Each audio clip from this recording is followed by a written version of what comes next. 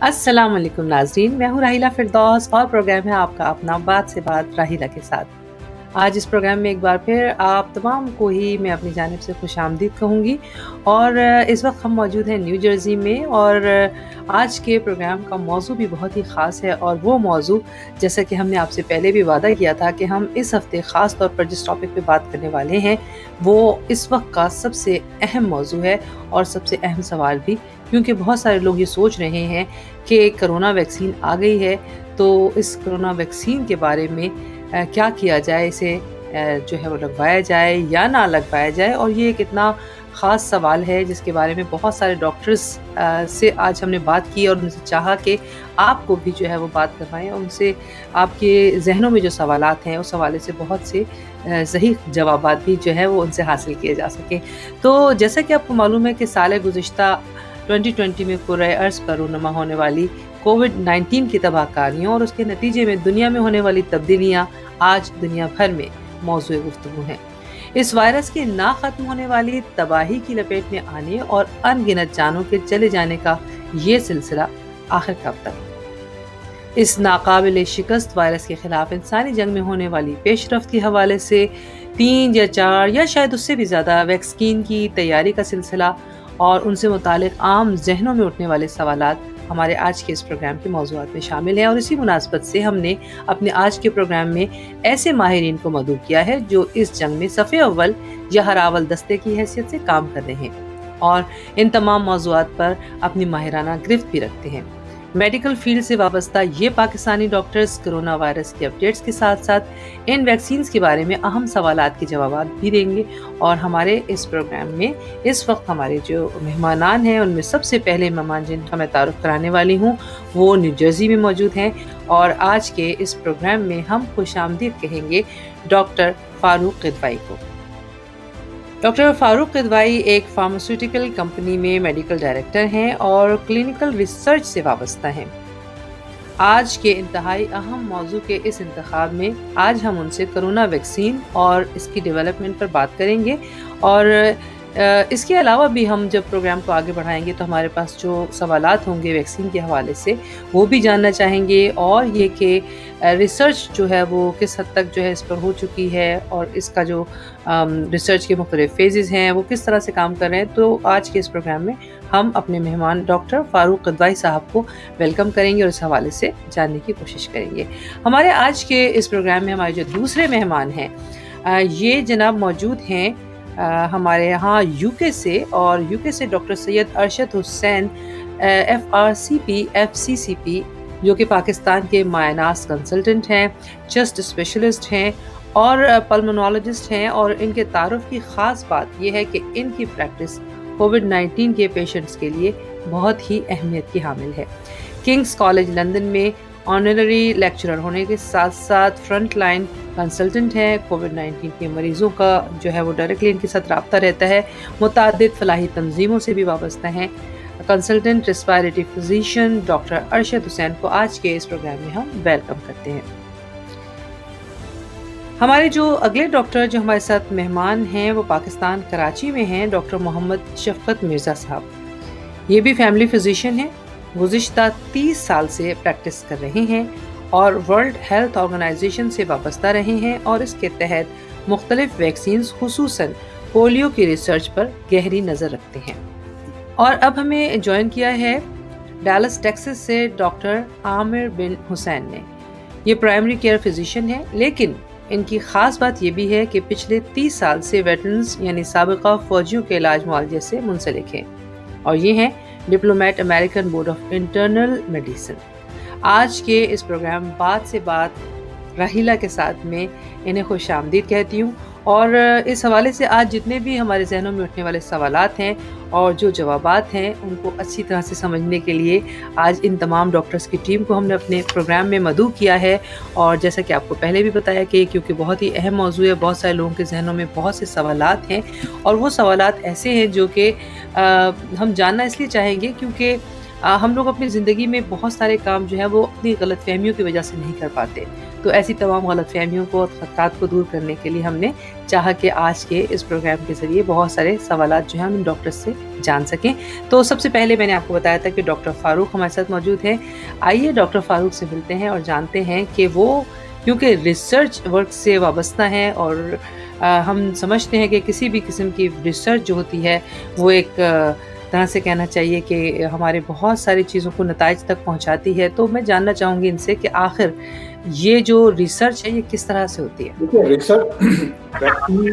Research vaccine तो जो लोगों को दी जा रही है ये सदियों से है। 200 साल हो गए हैं लोगों को वैक्सीन दी जा रही है और वैक्सीन कोई नई चीज नहीं है। वैक्सीन हमेशा उस किसी भी जो जरासीम होते हैं उनके खिलाफ मुदाफ़त पैदा करने के लिए वैक्सीन दी जाती है। तो इसी जिस तरीके से आप देखते हैं कि फ्लू वैक्सीन है, मीजल्स की है, मम्प्स की है, हेपेटाइटिस की है। तो गर्ज ये है कि हर तरह की वैक्सीन जो है वो बन रही है और वो सिर्फ बनती टारगेटेड है। वो सिर्फ उस मखसूस बीमारी के लिए वो वैक्सीन बनाई जाती है। तो जिस तरीके से हमने देखा पिछले दिनों में कि सारस का जो वायरस आया, उसके साथ में जो बर्ड फ्लू का वायरस आया, इबोला वायरस आया, जीका वायरस आया, तो ये सारे वायरस जो हैं जब ये इंसानी जिस्म पे हमला करते हैं तो इंसान के जिस्म के अंदर की जो अपनी डिफेंसिव फौज है जिसको हम इम्यूनिटी कहते हैं, तो अल्लाह ताला ने हमारे जिस्म में ऐसी ताकत पैदा कर रखी है कि हम खुद उसके खिलाफ लड़ना शुरू करें। तो इस वजह से वो कुव्वत मुदाफ़त जो है वो उन वायरसेस को ब्लॉक कर देती है। तो जैसे आप देखते हैं कि वायरस जो है अगर जिस्म पे जो चीज़ें हमला करती हैं या तो वो एक बैक्टीरिया होता है या कोई वायरस होता है या कोई पैरासाइट होता है या फंगस होता है। तो ये जब चीज़ें आपकी बॉडी पे एक्ट करती हैं तो खुद ब खुद ही बॉडी का जो सिस्टम है अल्लाह का जो बनाया हुआ कुव्वत मुदाफ़त है वो उनके खिलाफ लड़ता है और उनको ख़त्म कर देता है। तो जिसकी वजह से आपको पता ही नहीं चलता कि आप बीमार हुए हैं कि नहीं। लेकिन अगर ये बीमारी आपके ऊपर जब हमलावर हो जाती है तो फिर उसके साइड इफेक्ट पता चलना शुरू करते हैं। तो वो जो हमारे जो 3 मोहतरम यहाँ बैठे हैं वो आपको बताएंगे इसके बारे में मोर इन डिटेल। लेकिन वैक्सीन जो है वो टारगेटेड होती है। एक वैक्सीन तमाम बीमारियों के लिए नहीं होती। तो जैसे अब ये वैक्सीन हम बना रहे हैं कि कोविड-19 के लिए, तो कोविड-19 के लिए ये टारगेटेड वैक्सीन है। ये कोविड-19 के लिए ही बनाई गई है। आप इसको निमोनिया के लिए या आप इसको किसी और फ्लू के लिए नहीं दे सकते। चलिए ये तो जबरदस्त आपने बात बताई है डॉक्टर साहब, लेकिन एक सबसे पहला सवाल जो मुझे आप लोगों से पूछना था, आप तमाम लोग डॉक्टर हज़रात हैं और ये वैक्सीन जो है सबसे पहले डॉक्टर्स के लिए ही जो है वो अवेलेबल थी, तो आप सबकी वैक्सीन लग चुकी है? पाकिस्तान में तो अवेलेबल ही नहीं है अभी वैक्सीन। अभी प्रोक्योरमेंट का प्रोसेस चल रहा है। बस ये एक ऐसा सवाल था जो मैं चाहती थी कि आप लोगों से इसलिए पूछूं कि जब सब लोग आप लोगों को देख रहे हैं तो आपको देख कर ही तो वो अगला कदम बढ़ाएंगे कि आया ये वैक्सीन जो है जब आप लोग लगवा सकते हैं तो वो क्यों नहीं लगवा सकते। तो बहुत अच्छी बात है आप जनाब। इस वक्त मेरे पास जो हमारे दूसरे जो मेहमान डॉक्टर हैं वो क्योंकि हमारे साथ मौजूद हैं डैलस टेक्सास से। तो डॉक्टर साहब मैं ये जो आपकी जो हवाला था, आपकी जो मैंने इस वक्त तारुफ कराया उसमें खास तौर पर जो है वो जिक्र किया गया जो हमारे साबिक़ फौजी हैं वैसे। तो एक जंग वो लड़ते हैं और एक जंग हम कोरोना के खिलाफ लड़ रहे हैं। तो आप ये बताइए कि आम लोगों के मुकाबले में आपने फौजियों में इस वबा को किस तरह से पाया? क्योंकि अमूमन लोगों का ख्याल होता है कि फौजी ट्रेनिंग जो होती है वो बहुत स्ट्रॉन्ग होती है और वो लोगों को भी स्ट्रॉन्ग बनाती है। तो एक फौजी मुहाजिर जंग की तरह कोरोना के खिलाफ किस तरह साबित कदम रहता है? सबसे पहले इस सवाल का जवाब। देखिए आपने इसकी मासलत तो सही दी है, लेकिन ये बिल्कुल दो डिफरेंट चीजें और कोरोना जो है वो किसी को नहीं, उसमें चाहे फौजी हो चाहे बूढ़ा हो जवान हो सब लोग मुख्तलिफ दर्जात में असरअंदाज होता है जी। और जहाँ तक फौजियों का ताल्लुक है वो भी उसी तरह से उनको भी उसी तरह से कोरोना हो सकता है या वो उसी तरह से अफेक्ट होते हैं जैसे कि आम पॉपुलेशन होती है। हाँ, जो ओल्डर एज और अगर समझ लीजिए उसमें किसी को क्रॉनिक मेडिकल प्रॉब्लम्स हैं तो उनको कोरोना जो है ज़्यादा अफेक्ट करता है, रिस्क फैक्टर उनके क्योंकि ज़्यादा होते हैं। लेकिन और एज फैक्टर भी है। अगर जिस तरह से फर्ज कीजिए कि ओल्ड एज में अबव 65 वो लोग ज़्यादा फ्रीक्वेंटली कोरोना को कॉन्ट्रैक्ट करते हैं, उनमें ज़्यादा सीरियस इलनेसेस होती हैं। बच्चों में निस्बतन कम है, लेकिन फौजी होना या एक्स फौजी होना वो किसी किस्म की प्रोटेक्शन प्रोवाइड नहीं करता। बिल्कुल ठीक है, बहुत अच्छा सवाल का जवाब दिया आपने। लेकिन मैंने ये एक ऐसी अज़राए तज़किरा आपसे पूछ लिया, लेकिन असल बात तो ये है कि अमूमन लोगों के ज़हनों में ये ख्याल आता है कि किसी भी वैक्सीन की तैयारी में मुख्तलिफ फेजेस होते हैं और इन फेजेस की मुद्दत तकरीबन 10 से 12 साल तक होती है। लेकिन इतने कम वक्त में तैयार की गई वैक्सीन की डेवलपमेंट लोगों के ज़हनों में सेफ्टी के हवाले से बहुत से खदशात भी पेश करती है। तो आप इस बारे में क्या कहेंगे कि ये जो इतने कम वक्त में जो वैक्सीन बनाई गई है, इसके लिए हम सब क्या महफूज हैं?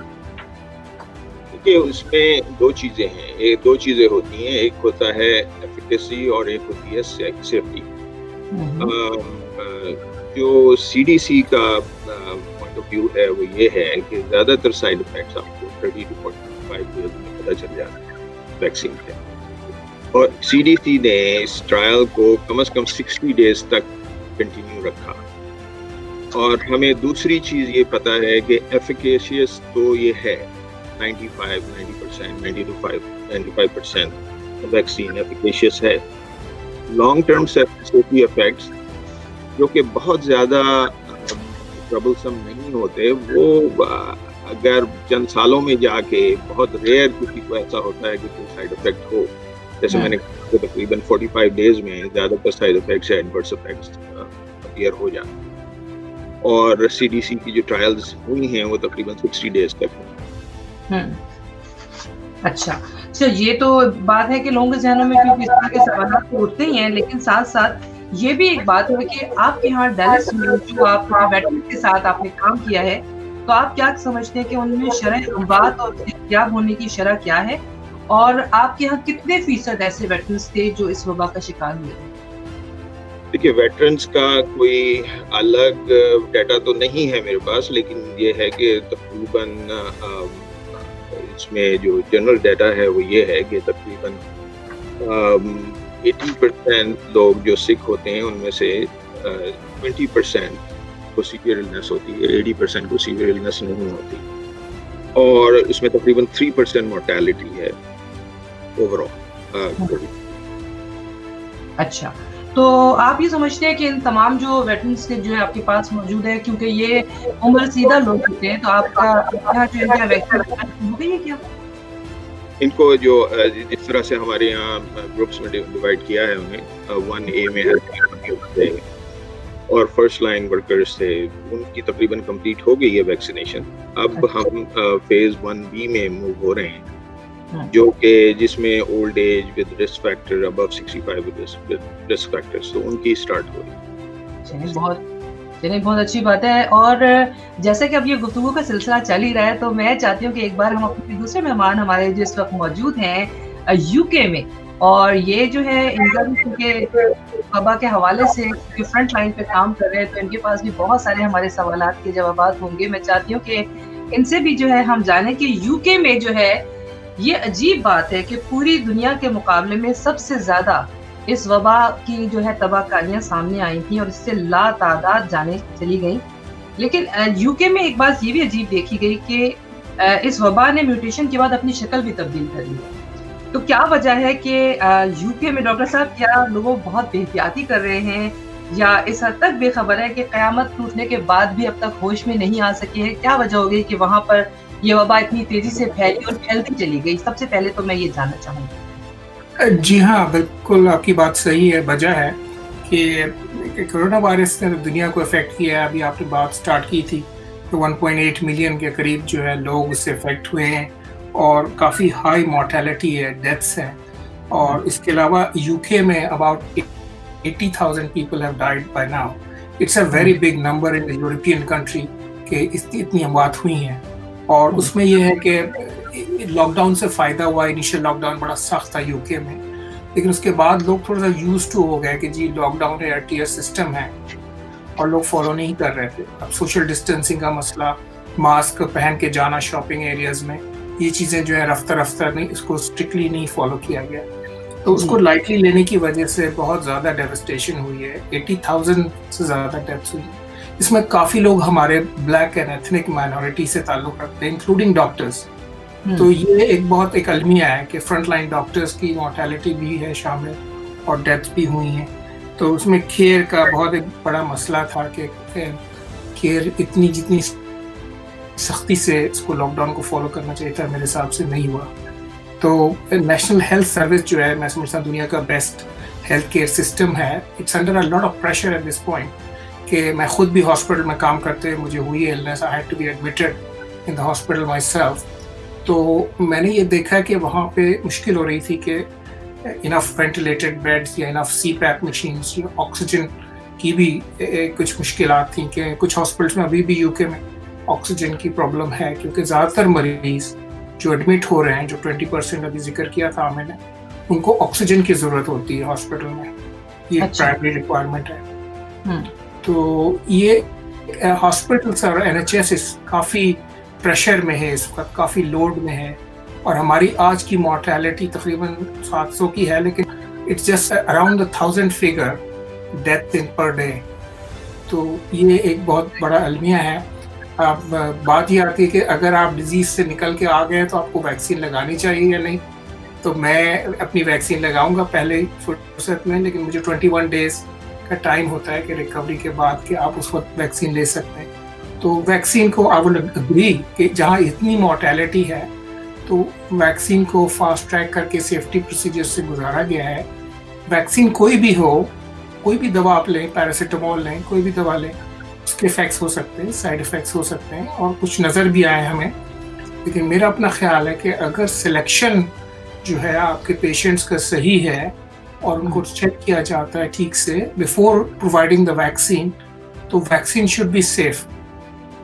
हाँ, ये सेफ्टी के हवाले से तो लोग सोचते हैं, लेकिन एक सवाल ये भी मैंने पूछना था आपसे कि पिछले दिनों मुझे किसी एक ऐसे भी मरीज के बारे में पता चला जिसे ऑलरेडी वैक्सीनेशन हो चुकी थी और उसकी दूसरी डोज भी लग चुकी थी, और उसके बाद 30 दिन उसका कोरोना पॉजिटिव आ गया। ये ऐसा कैसे मुमकिन है? जी हाँ, अब ये कुछ केसेस में ऐसा होता है कि देखिए इसमें 2 डोजेस देनी है। जो ये मेन वैक्सीन है, कई वैक्सीन्स हैं जो अवेलेबल है इस वक्त। इसमें मेन 2 वैक्सीन फाइजर की वैक्सीन्स हैं और ये यूज़ करती हैं मैसेंजर RNA। ये एक नई टेक्नोलॉजी है जिसको ये यूज़ कर रही हैं। तो इसका मकसद ये होता है कि स्पाइक प्रोटीन को ये बनाए सेल के अंदर, और स्पाइक प्रोटीन के अगेंस्ट मुदाफ़ियत या इम्यूनिटी क्रिएट करें, जैसा डॉक्टर किदवाई बता रहे थे। तो वो जो ये जो टेक्नोलॉजी है बहुत नई है। इसको इन्होंने लिपिड को यूज़ किया है, नैनो पार्टिकल्स को यूज़ किया है, mRNA जो उसकी वो है, जो चीज़ डाल रहे हैं वो, तो वो है, और वो फिर उसको जो है आपको मुदाफ़ियत क्रिएट कर देती है, एंटीबॉडी क्रिएट कर देती है। लेकिन ये हर केस में नहीं होगा। तो इसके लिए 2 डोजेज हैं। पहली डोज लेने के बाद 21 डेज के बाद सेकेंड डोज आइडियली दी जानी चाहिए, या एटलीस्ट इन 4 वीक दी जानी चाहिए, जो रिसर्च में हुई है। लेकिन अनफॉर्चुनेटली क्योंकि फाइजर के पास इनफ वैक्सीन नहीं है, there's a lot of debate at the moment going on कि should we postpone it for 12 weeks, second vaccine 12 weeks के बाद दी जाए, ताकि ज़्यादा से ज़्यादा लोगों को एटलीस्ट सम इम्यूनिटी मिल जाए। और वो जो सब इम्यूनिटी है वो एटलीस्ट 50% तो मिल रही है। टोटल इसकी एफिकेसी 95% है जो फाइजर की वैक्सीन है, बट एटलीस्ट अगर 50% लोगों को मिल जाती है तो थोड़ी सी तो उसमें फ़ायदा है। लेकिन ये आपकी बात बिल्कुल बजा है कि सम पेशेंट्स को in spite having the 2 vaccine are still reporting COVID-19।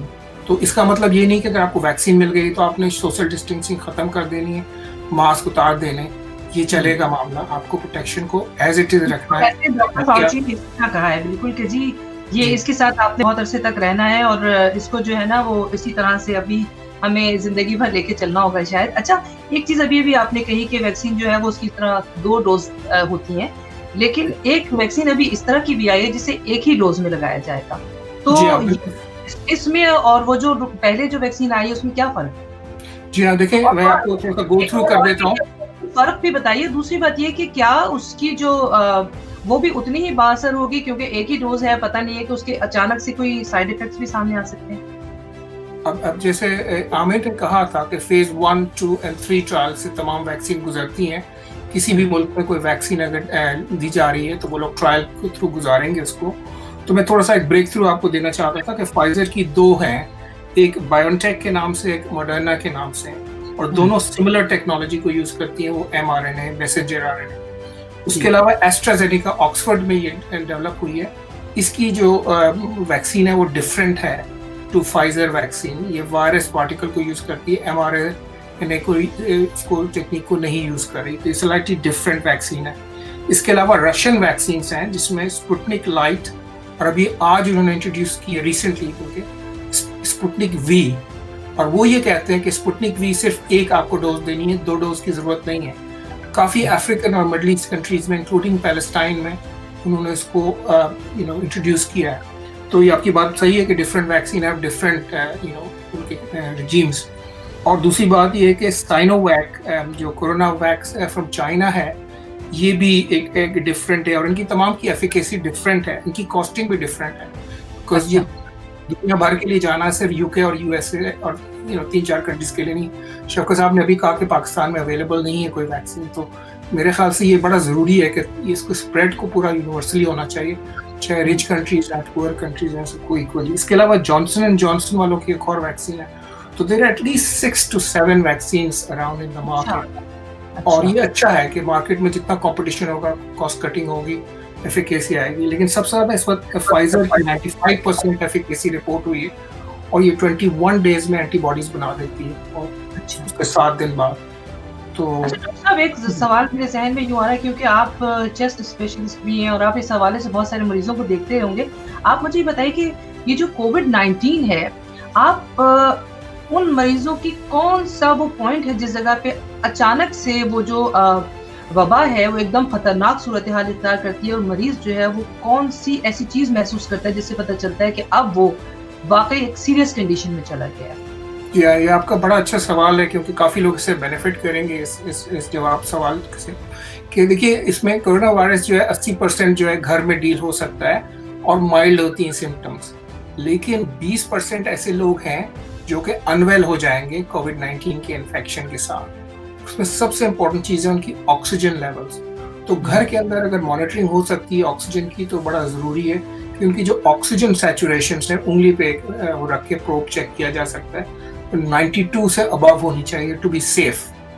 अगर उनकी ऑक्सीजन सैचुरेशन ड्रिफ्ट कर रही है उससे नीचे, तो वो घर पे मैनेज नहीं हो सकता पेशेंट। उस मरीज को लाजमी है कि वो अपने लोकल हॉस्पिटल में जाए और वहाँ पे जाके चेकअप करवाए ऑक्सीजनेशन का। तो अगर ऑक्सीजन लो है तो उनको वहाँ पे ऑक्सीजन डिलीवरी करनी पड़ती है, और डिपेंडेंट है कितनी लो है और कितनी परचेस करती है। अगर वो ज़्यादा लो हो जाती है, हायर ऑक्सीजन देनी पड़ जाती है 35% से ज़्यादा, 40% के करीब, तो फिर एक मशीन होती है जो वेंटिलेशन को हेल्प करती है, नॉन इन्वेजिव वेंटिलेशन मशीन होती है, उसे CPAP कहते हैं। तो CPAP मशीन जो है वो हेल्प करती है टू ब्रीथ बेटर। और अगर CPAP के यूज़ के बावजूद ऑक्सीजन की रिक्वायरमेंट बढ़ती चली जाए क्लिनिकली, तो फिर ऐसे पेशेंट्स को इंट्यूबेट करके वेंटिलेशन पे डालना पड़ता है। और वेंटिलेशन का प्रॉब्लम ये है कि उस पर ज़्यादा इन्फेक्शन होने के चांसेस होते हैं, तो मोर्टेलिटी रेट बढ़ जाता है। तो अगर तो ऑक्सीजन पे सिर्फ मैनेज हो जाए या सिर्फ CPAP पे के मशीन के थ्रू हेल्प हो जाए तो वो बेहतर नताइज हैं। लेकिन बाज़ वक़्त इतनी सिवियर डिजीज़ हो जाती है कि इतना सिवियर लंग्स इफेक्ट होते हैं कि उसके लिए इंट्यूबेट करना पड़ता है, वेंटिलेट करना पड़ता है, और बाज़ वक़्त हफ्ते या उससे भी ज़्यादा के लिए वेंटिलेशन की ज़रूरत पड़ती है। ऐसा नहीं कि उसमें से रिकवरी नहीं होती, लेकिन मोर्टेलिटी बढ़ जाती है इसमें। ये तो वैसे अब लोगों में जो है वो अवेयरनेस इतनी बढ़ चुकी है कि मुझे लगता है कि अब आहिस्ता-आहिस्ता लोगों ने ये बात समझ ली है कि दरअसल अपने आप को इस वबा से बचाने के लिए जो बुनियादी जो एहतियातें हैं वो किस तरह से करनी है। डॉक्टर अरशद, आप हमारे साथ रहिएगा। इस वक्त हम एक बार फिर चल रहे हैं जी।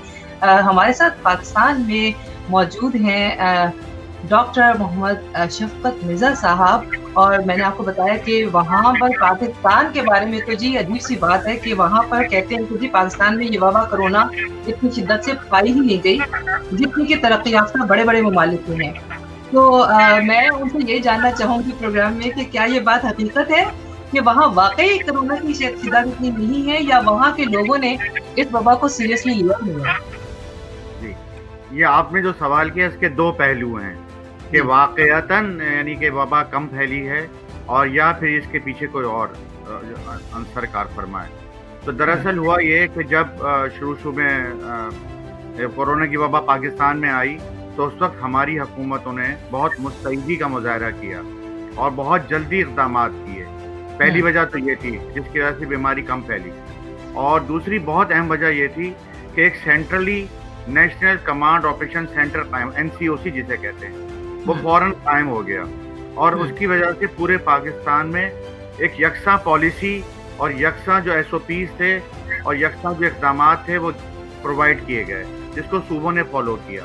तो ये एक फैक्टर भी था कि भाई बहुत जल्दी इक़दाम लिए गए, लेकिन पहली वेव में जितना नुकसान नहीं हुआ, सेकेंड वेव में ज़्यादा जो है ना फिगर बढ़ रहे हैं। उसकी वजह यह है कि सेकेंड टाइम जब ये सब कुछ हुआ तो लोगों को प्रीवियस तजर्बे थे, लोग बहुत रिलैक्स हो गए और लोग एक कुछ डिनाइल फेज में भी चले गए। एक साइकोलॉजिकली डिनाइल फेज होता है, लोगों ने उतनी सख्ती नहीं की SOPs की, और दूसरे ये कि गवर्नमेंट की तरफ से भी जितना सीरियस एटीट्यूड पहली वेव में दिखाया गया था वो सेकंड वेव में पूरे पाकिस्तान में नज़र नहीं आया, सिवाय इसके कि कुछ तालीमी इदारे बंद रहे जो शो करते थे कि शायद यहाँ कोरोना की वबा है, लेकिन बाकी सेक्टर्स में इतनी मुस्तैदी का जो है मुजाहरा नहीं किया गया।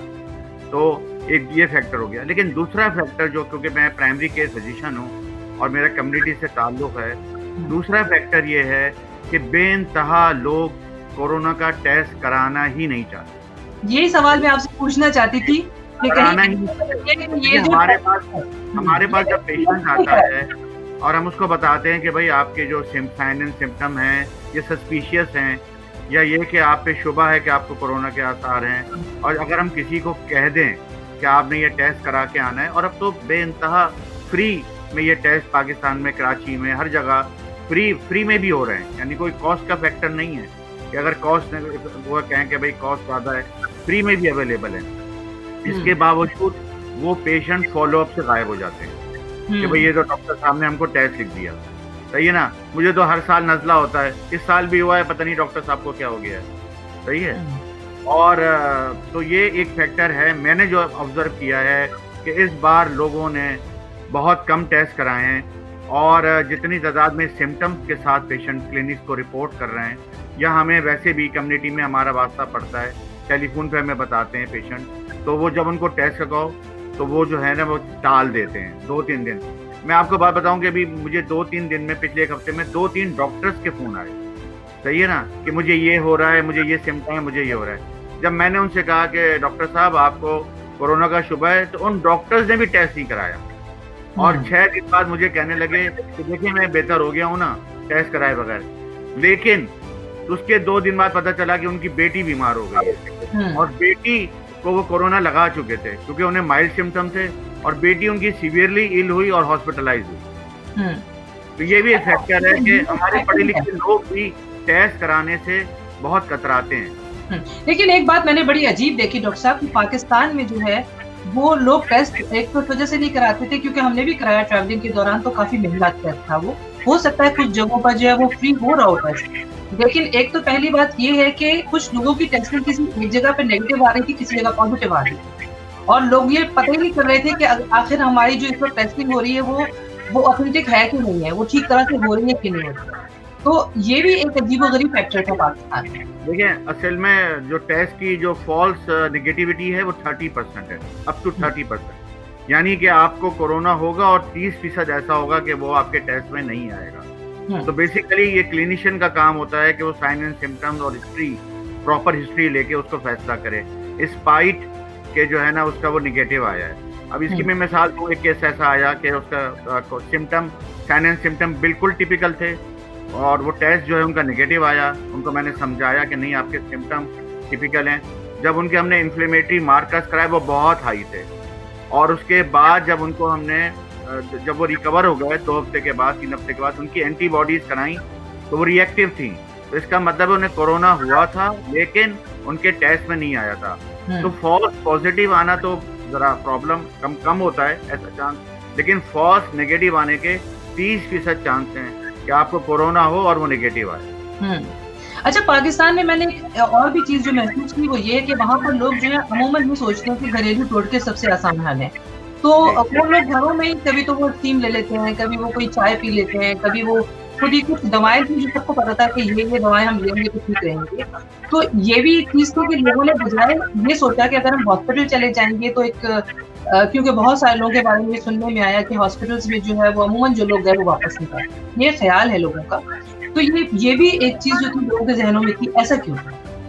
असल में बहुत सारे मिथ्स हैं और मिसकॉन्सेप्शन हैं, बीमारी के मुतालिक भी और अब वैक्सीन के मुतालिक भी। बीमारी के मुतालिक तो चले आ रहे हैं, पहले शुरू में ये बहुत था कि भाई हॉस्पिटल जाएंगे तो वापस नहीं आएंगे, और ये बहुत पढ़े लिखे लोगों में भी बात थी, सिर्फ ये नहीं कि इलिटरेट लोगों में बात थी, पढ़े लिखे लोगों में बात थी। तो ये जो कॉन्सेप्ट था, तो मैं इसीलिए जोर देता रहा हूँ, पाकिस्तान में प्राइमरी केयर का शोबा फिजिशियंस का मजबूत नहीं है। हर आदमी का अपना एक फैमिली फिजिशियन होना चाहिए ताकि वो आपको प्रॉपर गाइड कर सके कि आपके सिम्टम माइल्ड हैं, मॉडरेट हैं, सीवियर हैं, आपका इलाज घर पे होगा या आपका इलाज हॉस्पिटल में होगा, आइसोलेशन में होगा, या आपको ज़रूरत पड़ेगी कि भाई आप जो है ना कोविड वार्ड में जाएं। तो ये जो डिफ्रेंशिएशन है पेशेंट खुद नहीं कर सकता, ये डॉक्टर उससे बताएगा मैनेज करें। दूसरा रह गया टोटके, तो बहुत सारे टोटके बेज़रर होते हैं तो हम उनको तो करने देते हैं, लेकिन जैसे हम दवाइयों को बहुत डिस्करेज करते हैं कि आप कोई भी दवा डॉक्टर की प्रिस्क्रिप्शन के बगैर मेडिकल स्टोर से नहीं खरीदें, कि व्हाट्सएप पे आ गया है कि भाई ये फलां मेडिसिन खा लें और फलां मुल्क के सदर ने ये मेडिसिन खाई, आप भी खाना शुरू कर दें। तो ये जो है ना ये इसको हमने बहुत डिस्करेज किया है और इस पर बहुत हद तक काबू पाया गया है। लेकिन अगर कोई कहता है कि मैं जो हूँ भाप ले रहा हूँ, मैं जो हूँ वो अदरक की कहवा पी रहा हूँ, तो हम लोग कहते पीते रहो। अगर कोई मतलब ये कि अगर आपको कोई फायदा नहीं होगा तो नुकसान भी नहीं है, लेकिन बहुत बेज़रर किस्म के, जैसे एक ज़माने में वो एक केमिकल था उसका जो है ना आप चाय पिए, बहुत मशहूर हुआ। पता चला कि उससे डायरिया हो जाता है और डायरिया के बाद और डिहाइड्रेशन हो जाता है और डिहाइड्रेशन से बीमारी और बढ़ जाती है। तो इस तरह के टोटकों को हम डिस्करेज करते हैं। अच्छा, एक बात और मैंने देखी, क्योंकि हमारा पाकिस्तान का कल्चर जो है वो दुनिया से ज़रा मुख्तलिफ भी है, वहाँ पर जो है जज्बातियत भी बहुत ज़्यादा लोगों में। मसलन ये कि अगर घर में किसी एक को कुछ कोरोना के आसार हुए तो दूसरे ने कहा कि एक ही घर में रहते हुए कैसे हो सकता है कि हम एक साथ ना बैठे होते। फिर ये हुआ कि उनके यहाँ घरों के घर एक साथ बीमारी का शिकार हुए और उनमें से एक साथ कई लोगों के जो है वो डेथ हो गई। उसके बाद मैंने ये देखा कि लोग ताज़ियत के लिए भी जाना चाहते हैं, अगर नहीं जाएंगे तो नाराज़ हो जाएंगे।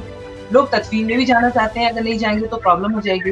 तो ये जो सारी चीज़ें हैं ये मिलकर हमारे जो पाकिस्तान का कल्चर है, ये इसकी वजह से भी मुझे लगता है कि कोरोना के प्रॉब्लम्स हो जाते हैं। आप क्या कहेंगे? कॉम्प्लेक्सिटीज तो हैं बहुत सारी, लेकिन देखिए इसीलिए हमने कहा कि माइल्ड सिम्टम्स वाले अगर घर पे मैनेज हो सकते हैं, जिनको ऑक्सीजन डिपेंडेंट ऑक्सीजन की ज़रूरत नहीं है, तो हमने उनको पूरी गाइडलाइन दी कि भाई आप घर में किस तरह आइसोलेट करेंगे, घर वाले आपसे किस तरह बिहेव करेंगे। और कुछ लोगों ने बहुत अच्छी तरह इसको फॉलो किया और उनके घर में कुछ भी नहीं हुआ। लेकिन वही वाली बात है कि एक एटीट्यूड है, कल्चर है लापरवाही का। मैं इसकी मिसाल ऐसे देता हूँ कि अगर कराची में आप आएँ या लाहौर में जाएँ या इस्लामाबाद में मेन जो मॉल्स हैं या शॉपिंग सेंटर्स हैं और आप वहाँ जाके नज़र देखें तो आप तस्वुर ही नहीं कर सकते कि इस मुल्क में कोरोना की वबा भी है, आपके ज़हन में भी नहीं आ सकता। लेकिन जैसे ही आप हॉस्पिटल जाएं, किसी भी हॉस्पिटल कि इमरजेंसी में जाएं, या आप जो है ना लैब्स जाएं जहाँ रश लगा हुआ है, या आप जो है ना वहाँ पर एजी का सर्द खाना है, वहाँ पर मुझे मेरे पर्सनल लोगों ने बताया कि एक वक्त ऐसा आ गया था बीच में कि वहाँ पे जगह नहीं थी कि वो जो है ना सर्द खाने में मैयतों को रख सके। तो वहाँ जाके आपको अंदाज़ा होता है कि कितनी सीवियरिटी है कि आपको जो कराची के मशहूर हॉस्पिटल हैं निजी, वहाँ आपको बेड अवेलेबल नहीं है, बड़े बड़े हॉस्पिटल्स में बेड अवेलेबल नहीं है। तो ये सब चीज़ें हैं, लोगों को समझाने की ज़रूरत है। ये एक साइकोलॉजिकल फिनोमेना है, लोग डिनाइल फेज में बहुत ज़्यादा हैं। तो उसी तरह से उनके मिजाज के मुताबिक समझाना हमारा फ़र्ज़ है, जो कि हम अपनी कम्युनिटी में जहाँ जहाँ हमारे रसूख है, ताल्लुकात हैं, क्लिनिक है, कम्युनिटी में हमारा जो रोल है उसमें हम अपना रोल प्ले करते हैं, लोगों को एजुकेट करते हैं about the illness and about the future of the disease. जी, बहुत अच्छी बात है। अच्छा, साथ साथ मैं आपको बताती चलूँ कि हमारे साथ जो है वो यहाँ पर हमारी एक न्यूयॉर्क की कम्युनिटी की हमारी बहुत ही जानी मानी शख्सियत मौजूद हैं, मैं चाहूँगी कि जी उनको भी अपने साथ लेकर आएँ और उनसे पूछें, क्योंकि इनके यहाँ भी इनके जो घर में बहुत सारे डॉक्टर्स ने बिल्कुल जिसे कहते हैं डायरेक्टली जो कोविड-19 के जो मरीज़ थे उनको फेस किया और उसके बाद उन्होंने अपनी वैक्सीन भी लगवाई। तो मैं चाहती हूँ कि इनसे भी ज़रा पूछें कि इनका इस हवाले से क्या कहना है? इनका दिल डर नहीं रहा था जब इनके बच्चे जो थे वो ऐसे पेशेंट्स को फेस कर रहे थे? अस्सलाम वालेकुम। जी, अस्सलाम वालेकुम राहिला। कैसे हैं आप? तो सबसे पहले तो मैं बहुत शुक्रिया अदा करती हूँ आपका कि इतने इम्पोर्टेंट आप फोरम पे आपने मुझे इनवाइट किया है। मैं डॉक्टर तो नहीं हूँ, मैं तो एक शायरा हूँ जैसे आप जानती हैं। तो सबसे पहले एक शेर की इजाज़त होगी? गई रुतों की तरह, गई रुतों की तरह और एक साल गया, गई रुतों की तरह और एक साल गया, मगर ये साल मुझे हैरतों में डाल गया, मगर ये साल मुझे हैरतों में डाल गया। और जैसे कि आपने खुद ही बता दिया है कि मैं एक डॉक्टर्स की माँ भी हूँ और अमेरिका में रहती हूँ। जिस कम्युनिटी में मैं रहती हूँ राहिला, मैंने अपनी आँखों से बहुत से लोगों को जाते हुए देखा है। मेरी बहुत सी बेस्ट फ्रेंड्स कपल इस दुनिया से चले गए जो पहली वेव आई उसमें, और बहुत लर्नर्ड और बहुत इंटेलेक्चुअल्स भी गए, बहुत राइटर्स भी गए, नाम मैं नहीं अब उनका लूँगी, लेकिन न्यूयॉर्क में बहुत बुरे हालात थे। मैं खुद जानती हूँ उस ज़माने में जब ये पहली हमारे बहुत जानने वाले मेरी कम्युनिटी में बहुत, और मेरे साथ जो काम करते थे शायर, उन लोगों को भी हुआ। और आप यकीन करें ये इतनी बुरी वबा आई कि लोग इसको पता नहीं पाकिस्तान में क्यों इतना लाइट लेते हैं, लेकिन इसने जो लोग ठीक हो गए उनके साथ भी क्या हुआ कि जब वो ठीक भी हो गए तो उसके बाद उनकी मेमोरी जो है वो काफ़ी इफेक्ट हुई। मैं एक दो लोगों को जानती हूँ जिनकी मेमोरी इतनी अच्छी थी, कोविड के बाद यंग लड़का, और वो कुछ लिख नहीं पा रहा था। वो कहता है कि मेरी मेमोरी लॉस्ट हो गई है और मेरा ब्रेन जो है वर्क नहीं कर रहा। नहीं, मुझे ऐसा लगता है कि ये नफ्सियाती तौर पर भी इंसानों के ऊपर बहुत बुरी तरह से असरअंदाज हुई है। लेकिन खाने आप मुझे बताइए कि जब आपके बच्चे आपके घर में जो डॉक्टर्स थे उन्होंने जाके जब लोगों का इलाज किया और जब वो घर से जा रहे थे और इतने दिनों तक वो आइसोलेशन में भी रह रहे होंगे यकीनन, तो उस वक्त आपकी क्या फीलिंग्स थी? देखिए, बीइंग मदर मेरे लिए बड़ी परेशानी। आप यकीन करें, मेरा बेटा एक तो बिल्कुल मेरे साथ रहता है और वो उसको मैंने आते हुए जाते हुए देखा है। जिस तरह वो एंटर होता था घर में और बैक डोर से उसने एंटर होना, उसके बाद उसे सबसे पहले जाके बाथरूम में नहाना, उसके बाद कपड़े अपने अलग और लॉन्ड्री हो रही है। उसके बाद उसने कभी भी हमारे पास नहीं आया, वो बिल्कुल आइसोलेट रहे। तो मतलब ये बात, एक मेरा बेटा वो जो डायरेक्टली कोविड के पेशेंट्स के साथ है, उसने इंटरवेंशनल पल्मोनोलॉजिस्ट है, वो मेरे डॉक्टर साहिबान इतने अच्छे अच्छे बैठे हुए हैं, ये तो जानते होंगे।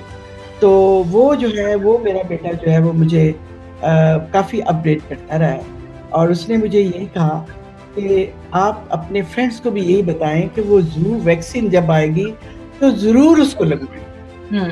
वैक्सीन ना लगवाना जो है ये एक बहुत बड़ा मतलब आप देखिए नुकसान है कि इसके आफ्टर इफेक्ट्स कितने हैं? 5% लोग हैं जो कि इससे दोबारा जिनको हो सकता है। और वो भी मैंने कहा क्या फ़र्क होगा, क्या वो बहुत वर्स हो जाएंगे? तो उसने कहा नहीं, वो ऐसे ही होगा जब आपको कोविड हो जाती है। अच्छा, जो बैड इफेक्ट्स आपके हैं वो ये कोविड हो गई आपको, तो जो आपके साथ होता है वही होगा। तो 95% लोग जो हैं वो रिकवर किया। चलिए जी, कमाल है, ज़बरदस्त। ये तो बहुत ही अच्छी बात है और मैं यही कहूँगी कि जी हमारे साथ असल में ये बहुत सारे लोगों के बहुत सारे सवालात होते हैं और मैं इतने सारे इतने अच्छे हमारे पास डॉक्टर्स भी मौजूद हैं। तो एक बार फिर मैं जो हूँ फारूक तदवाई साहब की तरफ आपको लेके चलती हूँ। हमारे साथ न्यू जर्सी में मौजूद हैं और क्योंकि रिसर्च के हवाले से इनकी बहुत ज़्यादा मालूमात भी हैं, तो मैं चाहती थी इनसे मज़ीद कुछ सवालात वैक्सीन के हवाले से ही पूछे जाएँ। बहुत सारे लोग ये समझते हैं कि वैक्सीन के नतीजे में ना जाने जो है वो किस तरह का रिएक्शन हो सकता है या पता नहीं कौन से साइड इफ़ेक्ट्स हैं जो आपको कुछ अरसे के बाद सामने आते हुए नज़र आएंगे। तो आप मुझे ये बताइए कि वैक्सीन लगवाए जाने के बाद से अब तक कितने फ़ीसद लोग जो हैं उनमें कोई भी साइड इफ़ेक्ट नज़र आया है? और अगर साइड इफ़ेक्ट है भी तो आप क्या समझते हैं कि वो उस हद तक ख़तरनाक है कि जो हमारी जान जाने से भी ज़्यादा ख़तरे का बायस बन सकता है?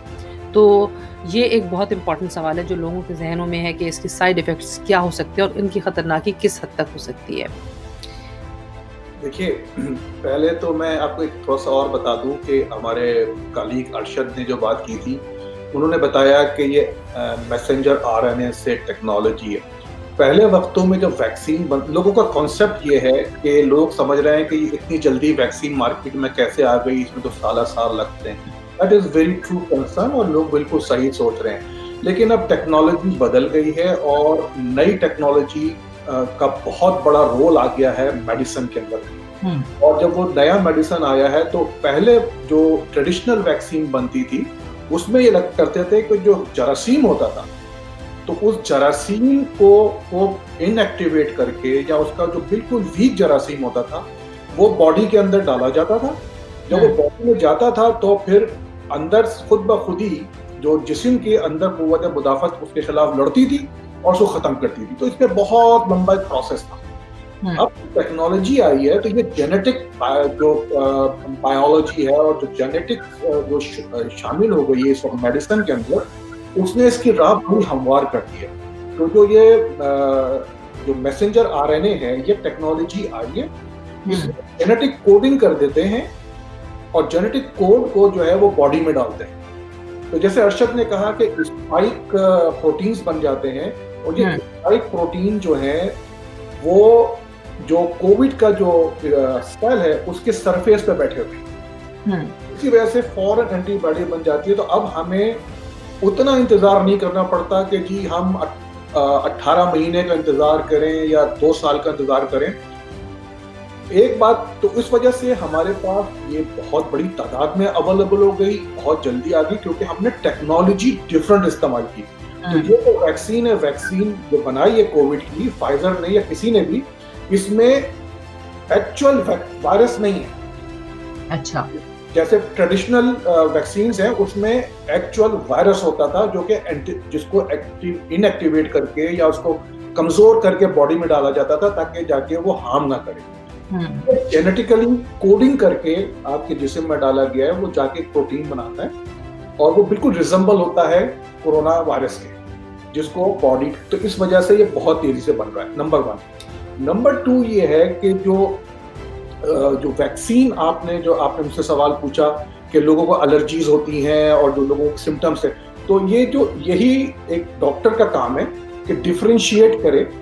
तो जब पेशेंट किसी डॉक्टर के पास जाएगा तो डॉक्टर उसके तमाम सिम्टम्स को देखेगा और फिर वो देखेगा कि उसको किस तरीके से मैं एक सीजनल एलर्जी से डिफरेंशिएट करूं, किस तरह उसको मैं फ्लू से डिफरेंशिएट करूं और किस तरह मैं कोविड से डिफरेंशिएट। तो उसका बेहतरीन इलाज क्या है? बेहतरीन इलाज ये है कि आप क्वारंटीन हो जाएं, सिम्टोमेटिक ट्रीटमेंट लेंगे आप, यानी कि अगर आपको बुखार है, जिस्म में दर्द है, नज़ला है, खांसी है, तो सिम्टोमेटिक जो दवाइयाँ हैं वो लेके क्वारंटीन हो जाएं और अपने आप को वेट एंड वॉच करें। तो आपको अंदाजा हो जाएगा। अगर आपके पास सहूलत है तो फौरन जाके कोविड का टेस्ट करा लीजिए।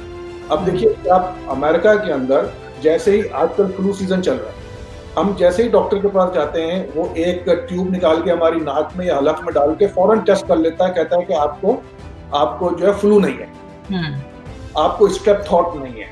इसी तरीके से आपने वही एक्सक्लूड कर दिया कि आपको फ्लू है या नहीं है, कि आपको सीजनल एलर्जीज है।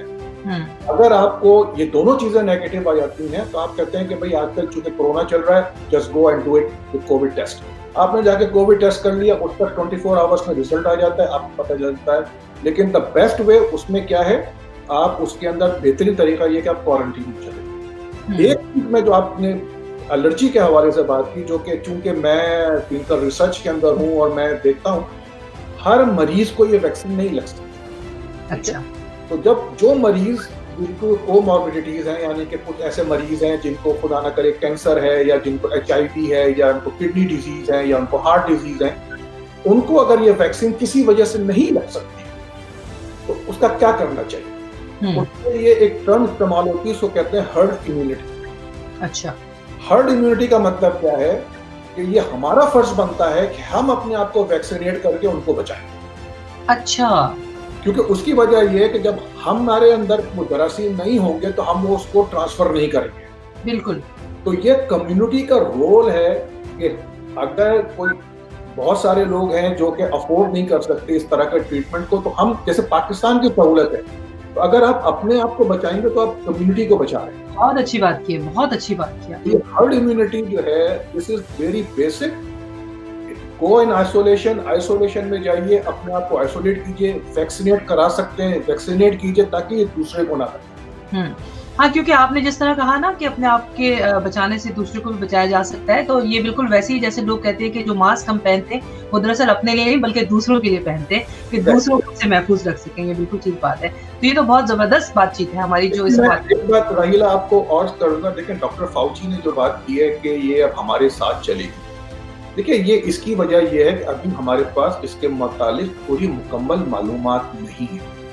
जैसे जैसे इंशाल्लाह हमारे पास ये मालूमात आती जा रही हैं, नई-नई वैक्सीन आती जा रही हैं, ये सब चीज़ें, ये एक मफरूज़ा है कि हम सारी ज़िंदगी इसके साथ गुज़ारेंगे।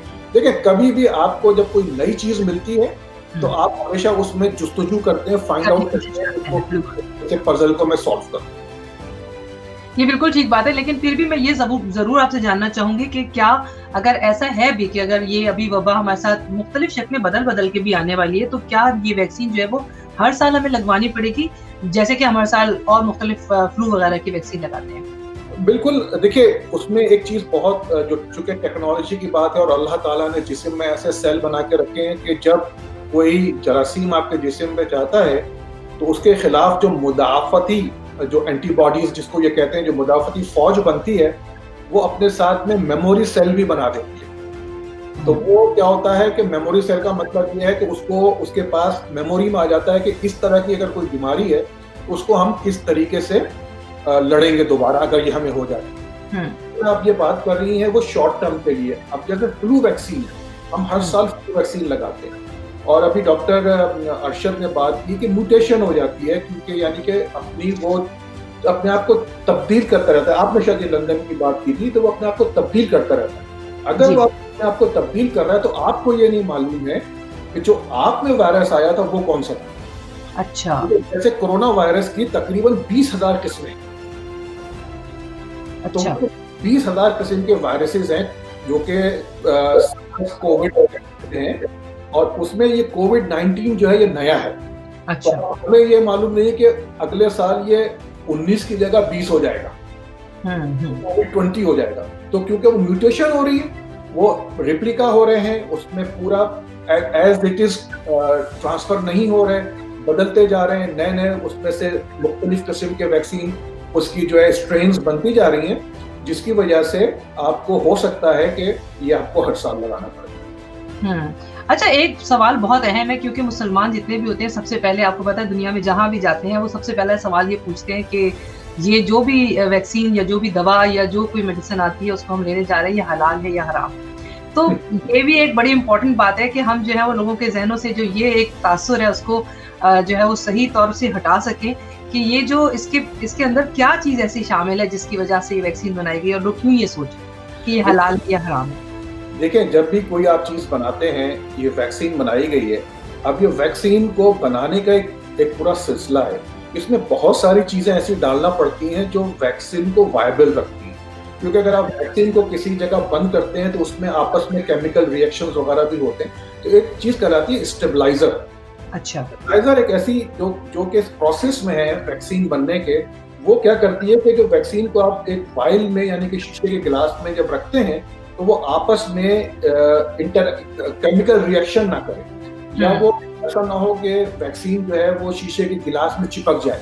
तो उन चीज़ों को बचाने के लिए उसमें स्टेबलाइजर डालना पड़ता है। स्टेबलाइजर जो होते हैं उसमें से बहुत सारे जो एंजाइम मिलाए जाते हैं ताकि वो इस तरह के अमाल ना करे। तो उसमें कभी-कभी ऐसा होता है कि या तो ह्यूमन या फिर मैमल के जो है वो एंजाइम्स शामिल किए जाते हैं। और जैसे डॉक्टर साहब ने भी, अरशद ने फरमाया कि जो फाइजर की वैक्सीन है उसमें लिपिड्स हैं और कोलेस्ट्रॉल है। तो लिपिड और कोलेस्ट्रॉल ये कहीं ना कहीं से तो आया है, हो सकता है कि ये मैमल्स में से हो। अब ये हमें नहीं मालूम कि मैमल्स, ज़्यादातर जो मैमल्स हैं वो यहाँ पे जो लिए जाते हैं वो पिग की ओरिजिनेशंस होती हैं। तो इस वजह से लोगों के जहन में ये आ सकता है कि भाई ये तो इसमें नाउज़ुबिल्लाह ऐसी चीज़ शामिल कर दी है जो हमारे लिए हराम है। तो ये देखना पड़ता है कि रिस्क और बेनिफिट रेशो क्या है। कि आप उनको लगाने, अल्लाह ताला ने आपको ये बताया है कि भाई अपनी जान की खुद हिफाजत करो, तो आप समझते हैं अगर आपके लिए ये बेहतर है, इससे आपकी जान बच सकती है। क्योंकि दुनिया में इस वक्त जो पाकिस्तान में जो इतने बड़े-बड़े ट्रांसप्लांट होते हैं, तो उनमें जो दवाइयाँ दी जाती हैं, जो कैंसर की दवाइयाँ दी जाती हैं, तो सारी चीज़ों में ऐसा नहीं है कि उसमें कोई एनिमल शॉर्टिंग ना हो। जी। कहीं न कहीं अगर आपके पास अल्टरनेट है, तो फिर आप ना लगाएँ। लेकिन अगर आपके पास अल्टरनेट नहीं है और आप समझते हैं आपके ना लगाने से दूसरे को तकलीफ हो सकती है, तो फिर ये आपके अपने समझने की बात है। जी, लास्ट में मैं आपसे एक बात कहूँगा राहिला, कि लोगों को एक बात बड़ी क्लियर समझ लेनी चाहिए कि ये जो वैक्सीन है, ये अप्रूव्ड नहीं है। हुँ, ये फ़र्क समझ लें। एक अच्छा, होती है अप्रूव्ड और एक होती है कंडीशनल यूज़। ओके। अप्रूव का मतलब ये है कि उसको जो हेल्थ अथॉरिटीज़ हैं, उन्होंने उसको बहुत अच्छी तरीके से पढ़ लिया है और वो कहते हैं कि अब ये दवा आप मार्केट में दे दें, अप्रूव्ड हो गई है। हुँ, ये जो वैक्सीन्स हैं, ये सारी आती हैं इमरजेंसी यूज़ एप्लीकेशन। जी, यानी कि इमरजेंसी यूज़ एप्लीकेशन का मतलब ये है कि ये पेंडेमिक हो गया है, तो जो चीज़ आप हमें बता रहे हैं, उसके हिसाब से आप ये दे सकते हैं।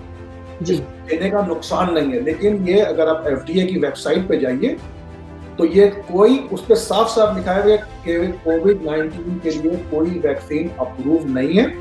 ये सिर्फ इमरजेंसी यूज़ के लिए दी जा रही है और आप ले सकते हैं। हुँ। अच्छा, ये बहुत अच्छी जो चीज़ है, क्योंकि लोग जो हैं वो बहुत चीज़ों के बारे में परेशान होते हैं और ऐसे सवालात के जवाबात अमूमन उन्हें कहीं मिल नहीं पा रहे होते हैं। तो फिर ऐसे में हम चाहते हैं कि इन तमाम जो सवालात के जवाबात आप लोगों के ज़रिए से लोगों तक पहुँचा सकें। एक बार फिर हम चलते हैं जी यूके की तरफ। सैयद अरशद साहब एक बार फिर हमारे साथ प्रोग्राम में शामिल हैं। तो मैं ये जानना चाहूँगी, क्योंकि अगले मरहले में लोगों के पास ये भी एक सवाल है कि दुनिया में कितने ही ऐसे ममालिक हैं जो कि तरक्की याफ्ता भी नहीं है, तरक्की पज़ीर हैं और कुछ तरक्की याफ्ता भी हैं। लेकिन क्या वजह है कि उन्होंने बगैर किसी वैक्सीन के भी इस वबा पर काबू पा लिया है? उनकी हिकमत अमली क्या है? ये बहुत अच्छा पॉइंट है और मैं थोड़ा-सा इसको ड्रैग करूँगा पिछले सवाल से आपके, कि जो आपने डॉक्टर शफ़क़त मिर्ज़ा से पूछा था। उन्होंने ये बात कही कि बड़े अच्छे मेजर्स थे पाकिस्तान में। I am sure that is the case. लेकिन क्योंकि मेरी नज़र काफ़ी है पाकिस्तान में, जो वायरस जो इफ़ेक्ट कर रही है, मोर्टेलिटी रेट बहुत लो है compare to USA and UK. तो maybe there is a different strain of virus. जैसे आपने मेरे से पहले सवाल पूछा था कि यूके में म्यूटेशंस हो रही हैं, सर्टनली यूके में म्यूटेशंस हुई हैं और वही वायरस बहुत डेंजरस और विरुलेंट हो गई, इतनी बड़ी तेज़ी से लोगों में फैली।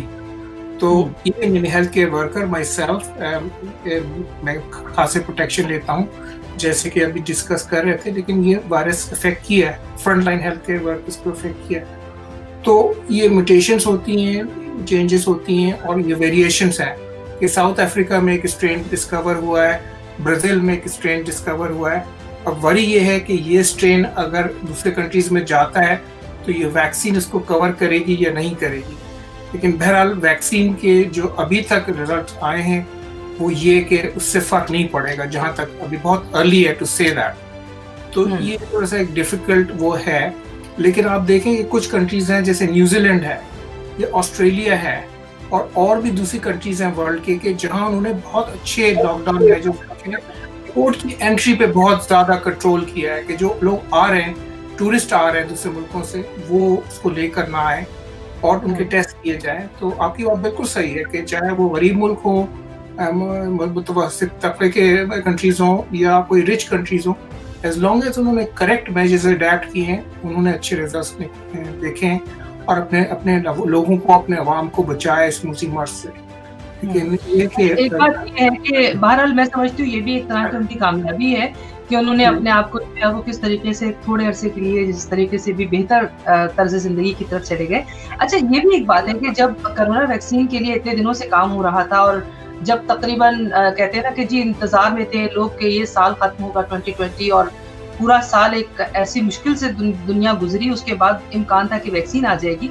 जब वैक्सीन आ गई उसके बाद उस वैक्सीन ने शक्ल बदल ली और जब वैक्सीन के आने के बाद ये सोचने पे मजबूर हो गए कि अब यही वाली वैक्सीन जो है वो जो है वो जो पहले वाला कोरोना था उस पे भी असरअंदाज साबित हो सकती है, या फिर कि अब कोई नई वैक्सीन बनानी पड़ेगी? क्या ऐसा भी कुछ मुमकिन है कि हमें जब कोरोना अपनी शक्ल बदल लेगा तो नई वैक्सीन की ज़रूरत पड़ सकती है?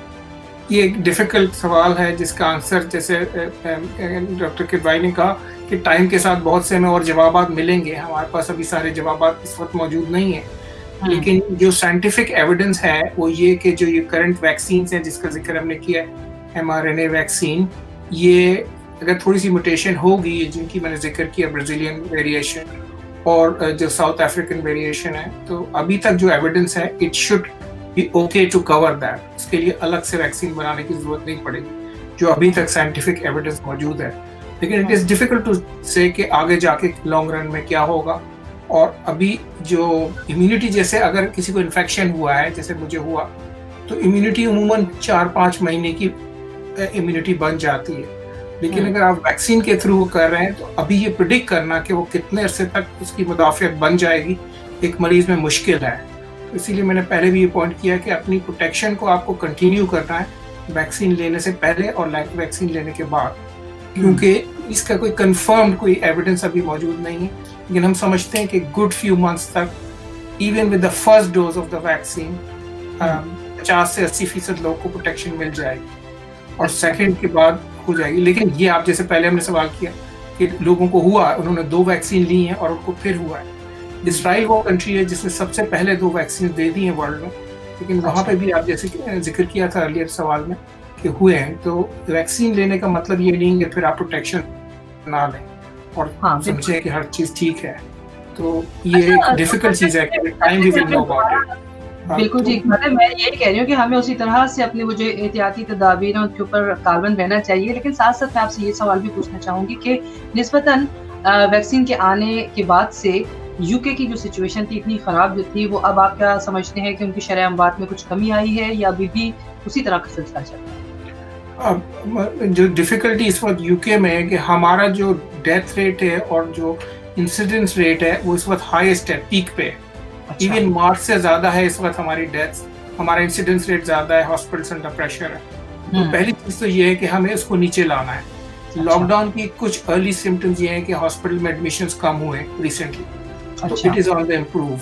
लेकिन वैक्सीनेशन के लिए जैसे डॉक्टर किदवाई ने कहा कि आपको इतने लोगों को वैक्सीनेट करना पड़ेगा टू गेट योर रिजल्ट्स। उन्होंने हर्ड इम्यूनिटी की बात की है, तो हर्ड इम्यूनिटी में at least 70% of your population should have immunization through the vaccine और थ्रू इन्फेक्शंस। तो ये एक डिफिकल्ट टारगेट टू अचीव है, but UK is working well.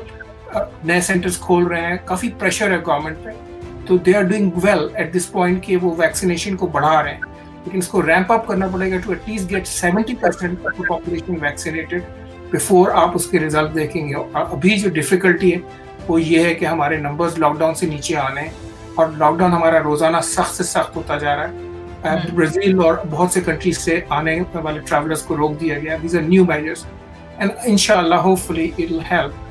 लेकिन ये कि थोड़ी सी एक बात मैं यहाँ और ऐड करना चाहता हूँ कि हमारे लोग यानी ब्लैक एथनिक माइनॉरिटी के लोग ज़्यादा अफेक्ट हुए इस वायरस से, बैडली इफेक्ट हुए हैं।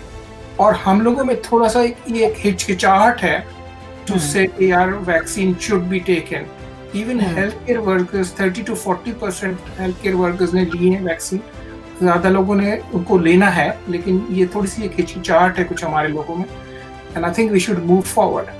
और ये जो है, ये जो हमने बात की थी कि जी लिपिड यूज़ होता है, mRNA जो है, ये सिंथेटिक चीज़ है जहाँ तक मेरी अंडरस्टैंडिंग है। तो अब ये डिफ़िकल्ट टू से क्योंकि मैं मैन्युफैक्चर नहीं हूँ। I am sure doctor Kidwai will have more information on that. लेकिन ये बात कुछ मिथ्स इस तरह की है कि फीटस का कोई टिश्यू यूज़ हुआ है या इसमें कोई चिप डाली जाती है आरएनए की या कोई, ये सारी चीज़ें जहाँ तक मुझे पता है, मैंने काफ़ी इस पर रिव्यू किया है, ये इसमें सदाकत नहीं है बातों में। तो आई वुड फेवर कि यार इस चीज़ को इनकरेज करना है कि ज़्यादा से ज़्यादा लोग उसको करें ताकि एक इस लेवल पे हम पहुँच पाएँ कि इसके डिजीज़ को कंट्रोल कर सकें, हम बात को रोक सकें, हॉस्पिटल एडमिशन इम्प्रूव हो सकें।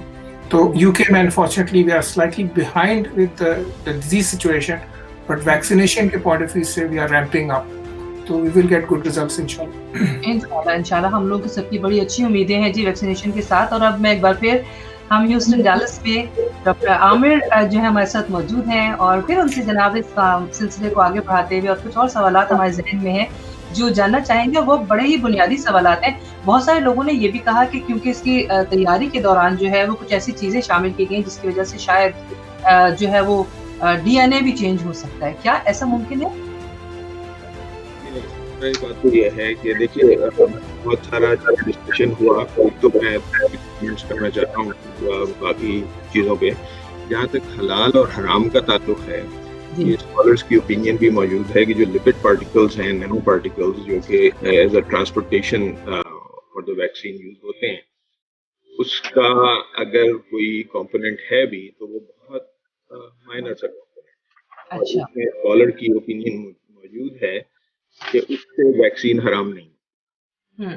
दूसरी चीज जो एक एलर्जीज के ऊपर बात हुई थी, उसमें सिर्फ जहां तक मेरी नॉलेज है वो सिर्फ 2 कंट्राइंडिकेशंस हैं कि अगर किसी को फर्स्ट शॉट से एनाफाइलैक्सिस रिएक्शन हुआ हो कि बिल्कुल हाइपोटेंशन हो जाए, सीवियर एलर्जिक रिएक्शन हो, तो वो सेकंड डोज के लिए कंट्राइंडिकेशन है, उसमें फिर सेकंड डोज हम नहीं देते। अच्छा। दूसरी चीज है कि एक सब्सटेंस होता है जो कि वो स्टेबलाइजर है उसमें वैक्सीन में, जिसको हम कहते हैं पॉलीएथिलीन ग्लाइकॉल। अगर उससे किसी को एलर्जी है, सीवियर एलर्जी है, तो फिर हम वो वैक्सीन। तीसरी बात ये है, तीसरी एक और चीज है कि अगर किसी को कोई प्रीवियस वैक्सीन से कोई सीवियर एलर्जिक रिएक्शन हुआ है, तो उसमें फिर जो डॉक्टर की डिस्क्रिप्शन है और पेशेंट के साथ डिस्कस करके वो फिर हम लोग डिसाइड करते हैं कि उसको वैक्सीन देनी चाहिए कि नहीं देनी चाहिए। Most of the time risk factors अगर बहुत ज़्यादा हैं तो फिर हम वैक्सीन एडमिनिस्टर कर देते हैं, लेकिन जो स्टैंडर्ड क्राइटेरिया ये है कि वैक्सीनेशन के बाद आप 15 मिनट तक वॉच करते हैं मरीज को। ऐसे लोगों में हम उस पीरियड को एक्सटेंड करके 30 मिनट्स कर देते हैं कि उनको ज़्यादा क्लोजली वॉच किया जाए। अच्छा, एक और बात के ऊपर मैं थोड़ा सा कमेंट करना चाह रहा था कि वो आपने पूछा था कि भाई कुछ लोग ऐसे होते हैं जो कि वैक्सीनेशन के बाद भी उनको हो जाता है कोरोना। तो उसमें 2 चीज़ें हैं कि एक तो इसकी 95% एफिकेसी है, इसका मतलब ये है कि 5% लोगों को फिर भी हो सकता है। दूसरी एक चीज़ ये है कि इवन वैक्सीनेशन कंप्लीट होने के बाद भी आपको माइल्ड डिजीज हो सकती है जो कि टोटली एसिम्प्टोमेटिक हो, जिसमें कोई अलामत जाहिर ना हो, लेकिन उसको हम कहते हैं कैरियर स्टेट, कि वो ट्रांसमिटेबल होती है। वो शख्स अगर इन्फेक्ट हुआ तो वो ट्रांसमिट कर सकता है, हालांकि उसको कोई अलामत खुद जाहिर नहीं। तो ये चंद कमेंट्स थे जो कि पहले डॉक्टर तदवाई ने और डॉक्टर अरशद ने कहे, और उसमें थोड़ा सा एड ऑन कर दिया। तीसरा जो आपका सवाल था कि क्या मैसेंजर आरएनए डीएनए चेंज कर सकता है, ऐसा नहीं होता। हमेशा डीएनए जो है सेल के न्यूक्लियस में होता है, यहाँ जो कि एक तरह का सेल का कंट्रोल सेंटर है, और जहाँ से मैसेंजर आरएनए भेजा जाता है सेल के बाकी सारे सेल में, और वहाँ जाके वो प्रोटीन्स बनाने का काम करता है या उन डायरेक्शंस को न्यूक्लियस के या कंट्रोल सेंटर की डायरेक्शंस को कैरी आउट करता है। ये वाइस वर्सा नहीं होता, ये उल्टा नहीं होता ये प्रोसेस। ये सिर्फ वन साइडेड होता है। ऐसा नहीं होता कि आरएनए आपके कंट्रोल सेंटर में चला जाए और वहाँ कोई चीज़ चेंज कर दे, क्योंकि डीएनए वहाँ पर है। अच्छा, एक और बहुत अच्छी बात इस वैक्सीन में ये है कि मैसेंजर आरएनए इंट्रोड्यूस किया जाता है विद लिपिड पार्टिकल्स, और मैसेंजर आरएनए सिर्फ एक स्क्रिप्ट है जो कि सेल में जाके स्पाइक प्रोटीन्स प्रोड्यूस करता है। पहले जो ट्रेडिशनल वे था वैक्सीनेशन का, वो ये था कि या तो वायरस को आप किल करके उसके पार्टिकल्स इंट्रोड्यूस कर दें, उससे इम्यूनिटी प्रोड्यूस हो जाए, या लाइव वायरस को जेनेटिकली उसको ऑल्टर करके इतना यूजलेस बना दें कि वो डिजीज प्रोड्यूस ना करे लेकिन इम्यूनिटी फिर भी प्रोड्यूस करे। अब ये जो है ये बड़ा एक अच्छी एडवांसमेंट है कि आपने सीधा उसका एक पार्टिकल जो कि मैसेंजर आरएनए है वो इंट्रोड्यूस कर दिया, से प्रोटीन्स बनी, वो एक तरह का स्क्रिप्ट है जो कि उसके बाद सेल ने डिस्कार्ड कर दिया या डिस्ट्रॉय हो गया।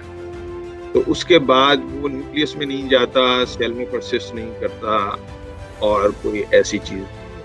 अच्छा, एक और चीज़ मैं अपने मरीजों को जो समझाता हूँ, मिथ्स इतने ज़्यादा हैं इस वैक्सीनेशन के अराउंड और उसकी रीजंस भी हैं, बाज़ सही रीजंस भी हैं, लेकिन मिथ्स के बारे में मैं इनको ये बताता हूँ कि देखिए जितनी भी मिथ्स हैं वो सब अनप्रूवन हैं। कि फीटल टिश्यू ले लिया, चिप इंस्टॉल कर दी। एक तो बात ये है कि किसी को चिप इंस्टॉल करने की जरूरत है नहीं, क्योंकि आप जब से बच्चा पैदा होता है और बड़ा होता है उसको इतनी वैक्सीनेशन मिलती हैं कि चिप अगर इंस्टॉल करनी होती तो हो चुकी होती अब तक। कोविड की जरूरत नहीं है उसके लिए। अच्छा, दूसरी बात ये है कि देखिए ये सारे रूमर्स, मिथ्स हैं, लेकिन एक चीज बड़ी फैक्चुअल है कि इतने लोग सिक हो रहे हैं, इतने लोग मर रहे हैं। 80% को माइल्ड डिजीज होती है, जैसे डॉक्टर शफकत मिर्जा ने ये कहा कि भाई डॉक्टर साहब, बाज डॉक्टर्स ये कहते हैं कि भाई हमें कुछ हुआ था और हम सही हो गए। भाई उसका बैकग्राउंड ये है कि 80% लोग माइल्ड डिजीज होती है तो वो तो सही हो ही जाएंगे, आप कुछ करें या ना करें। लेकिन उन्होंने जो अपने फैमिली मेंबर्स को ट्रांसमिट किया, फ्रेंड्स को ट्रांसमिट किया, जिसमें से 20% लोग क्रिटिकली सिक हो गए, एडमिट हो गए, इंट्यूबेट हो गए, अल्लाह को प्यारे हो गए, उसकी रिस्पॉन्सिबिलिटी भी तो उनके ऊपर आती है ना, जो कि कैरियर्स होते हैं या जिनको माइल्ड डिजीज होती है। अच्छा, एक और मैं कमेंट करना चाहता था हर्ड इम्यूनिटी के ऊपर। हर्ड इम्यूनिटी का कॉन्सेप्ट ये है, और वो भी एक बहुत बड़ा मिथ है। अच्छा, कि जी आप जो कोरोना के एक्टिव मरीज हैं उनको फैमिली में, गैदरिंग में, पार्टीज में भेजिए, सारे लोगों में इम्यूनिटी प्रोड्यूस हो जाएगी। अच्छा, हाँ, या तो ये है कि देखिए अगर फर्स्ट कि हम ऐसा सोच भी लें कि ऐसा हो भी जाएगा, तो उसमें से 20% लोग तो बेचारे अल्लाह ताला को प्यारे हो जाएंगे ना, ये क्रिटिकली सिक हो जाएंगे। 80% में हर्ड इम्यूनिटी हो जाएगी, लेकिन उसकी कॉस्ट आप देखिए ना कितनी है। यानी अमेरिका में इस वक्त almost 3 to 4,000 deaths per day हो रही है। और यानी तो उसकी आप कॉस्ट देखिए कि आपने 80% में हर्ड इम्यूनिटी अगर डिजीज के थ्रू प्रोड्यूस करनी है, तो उसके लिए आप 20% लोगों को सेक्रीफाइस कर रहे हैं या क्रिटिकली इल कर रहे हैं, तो इसकी कॉस्ट बहुत ज़्यादा है। अच्छा, जहाँ तक एलर्जिक रिएक्शन का ताल्लुक है, जो मेरी नॉलेज है, अब तक तकरीबन 2 मिलियन वैक्सीन एडमिनिस्टर हो चुकी हैं यूनाइटेड स्टेट्स में, और उसमें 20 लोगों को सीवियर एलर्जिक रिएक्शंस हुए हैं, 20 आउट ऑफ 2 मिलियन। इतना कुछ तो आप कोई भी वैक्सीनेशन करवाइए, उसमें ये सारी चीज़ें हो सकती हैं। ऐसा नहीं है कि यदि जैसे अभी इन्होंने, डॉक्टर अरशद ने कहा था कि इवन आप पैरासीटामोल लेते हैं, कोई भी मेडिसिन लेते हैं, ऐसा तो कुछ नहीं है कि वो साइड इफेक्ट से बिल्कुल यानी बन रहा है, ऐसा तो नहीं है। कुछ ना कुछ साइड इफेक्ट किसी के भी हो सकते हैं, और मैं हमेशा लोगों को इस तरह से समझाता हूँ कि भाई अगर आप पैरासीटामोल का लिटरेचर पढ़ें और तो आप कभी दोबारा उसको हाथ नहीं लगाएंगे, क्योंकि उसके इतने सीवियर एलर्जिक रिएक्शंस हैं या साइड इफेक्ट्स हैं कि फिर आप उसके करीब नहीं जाएंगे, क्योंकि आप एक के लिए बगैर सोचे समझे ले लेते हैं। तो मेरा ख्याल है कि मिथ्स को हमें डिस्पेल करना चाहिए, और मिथ्स हैं, रियलिटी है, और उसको एक्सप्लेन करने का बेस्ट यही है कि भाई जो रियलिटी हमारे सामने है, जितने लोग सिक हो रहे हैं, जितने लोग अल्लाह ताला को प्यारे हो रहे हैं, वो तो रियलिटी है ना। जी बिल्कुल। मिथ्स तो ऑब्वियसली मिथ्स हैं, उसकी कोई ग्राउंडलेस। असल में जो मिथ्स के हवाले से जो आपने बात की है, ये बड़ी इंपॉर्टेंट ये भी है कि इसके साथ साथ हमारा जो सोशल मीडिया जो अपना किरदार अदा कर रहा है, इसमें सबसे बड़ी मुसीबत ये है कि बहुत सारे लोग जो है वो जब कोई भी पोस्ट लोगों के सामने देते हैं, तो वो उसके बारे में पता नहीं होता कि ऑथेंटिक है कि नहीं है। तो बहुत सारी मैंने वीडियोस ऐसी देखी जिसमें जैसे ही किसी के वैक्सीन लगी है, वो उसी वक्त गिरते हुए दिखाया गया, तो और उसके बाद लिखा हुआ है कि जी शायद इसकी वजह से उसकी डेथ हो गई और कुछ पता नहीं चल रहा, वो कोमा में चली गई हैं। और फिर कई लोगों ने कहा कि इसकी वजह से बहुत सारे लोगों को एलर्जिक रिएक्शंस हुए बहुत ज्यादा। तो वो कोई ऐसी चीजें भी लोगों के सामने आती हैं। अच्छा, फिर हमारे यहाँ लोग जो है वो उसको बगैर देखे वाले जल्दी-जल्दी बहुत सारे लोगों को शेयर करना अपना फ़र्ज़ समझते हैं। तो ये जो एक बड़ी एक मुश्किल है, इसको कंट्रोल करना भी बहुत ज़रूरी है। क्योंकि वबा से ज़्यादा उस वैक्सीन की फ़ायदे या नुकसान से ज़्यादा उसको फैलाना जो है ना, वो उसके लिए ज़्यादा तकलीफ़देह और मुश्किल हो जाता है। बिल्कुल, बिल्कुल आपने सही कहा। और जहाँ तक आपने वो मेरा ख़्याल है वीडियो पे जो आप रेफ़र कर रही हैं, नर्स जो कि वैक्सीनेशन के फ़ौरन बाद कोलैप्स हुई थी, कितने लोगों को वेज़ोवेगल होते हैं, ब्लड ड्रॉ करते हुए, इंजेक्ट लगते हुए, लेकिन उसकी रियलिटी ये है कि उस नर्स ने उसके बाद एक प्रेस कॉन्फ्रेंस की और जिसमें उसने कहा लोगों से, एनकरेज किया कि वो वैक्सीनेशन लें, और उनकी हिस्ट्री थी ऐसे वेज़ोवेगल इंसिडेंसेस की आफ्टर ब्लड ड्रॉ, तो वो कोई रियलिटी नहीं थी। अच्छा, एक बात और मेरे ज़हन में आती है कि जिन दिनों शुरू में जब लोगों को वैक्सीन नहीं मिल रही थी, तो कई लोगों ने ये भी किया कि जिनको ऑलरेडी कोरोना हो चुका था, उनका प्लाज़्मा लिया। तो आप क्या समझते हैं कि उस प्लाज़्मा लेने के बाद अब जो है वो उनको वैक्सीन लगाने की ज़रूरत नहीं है?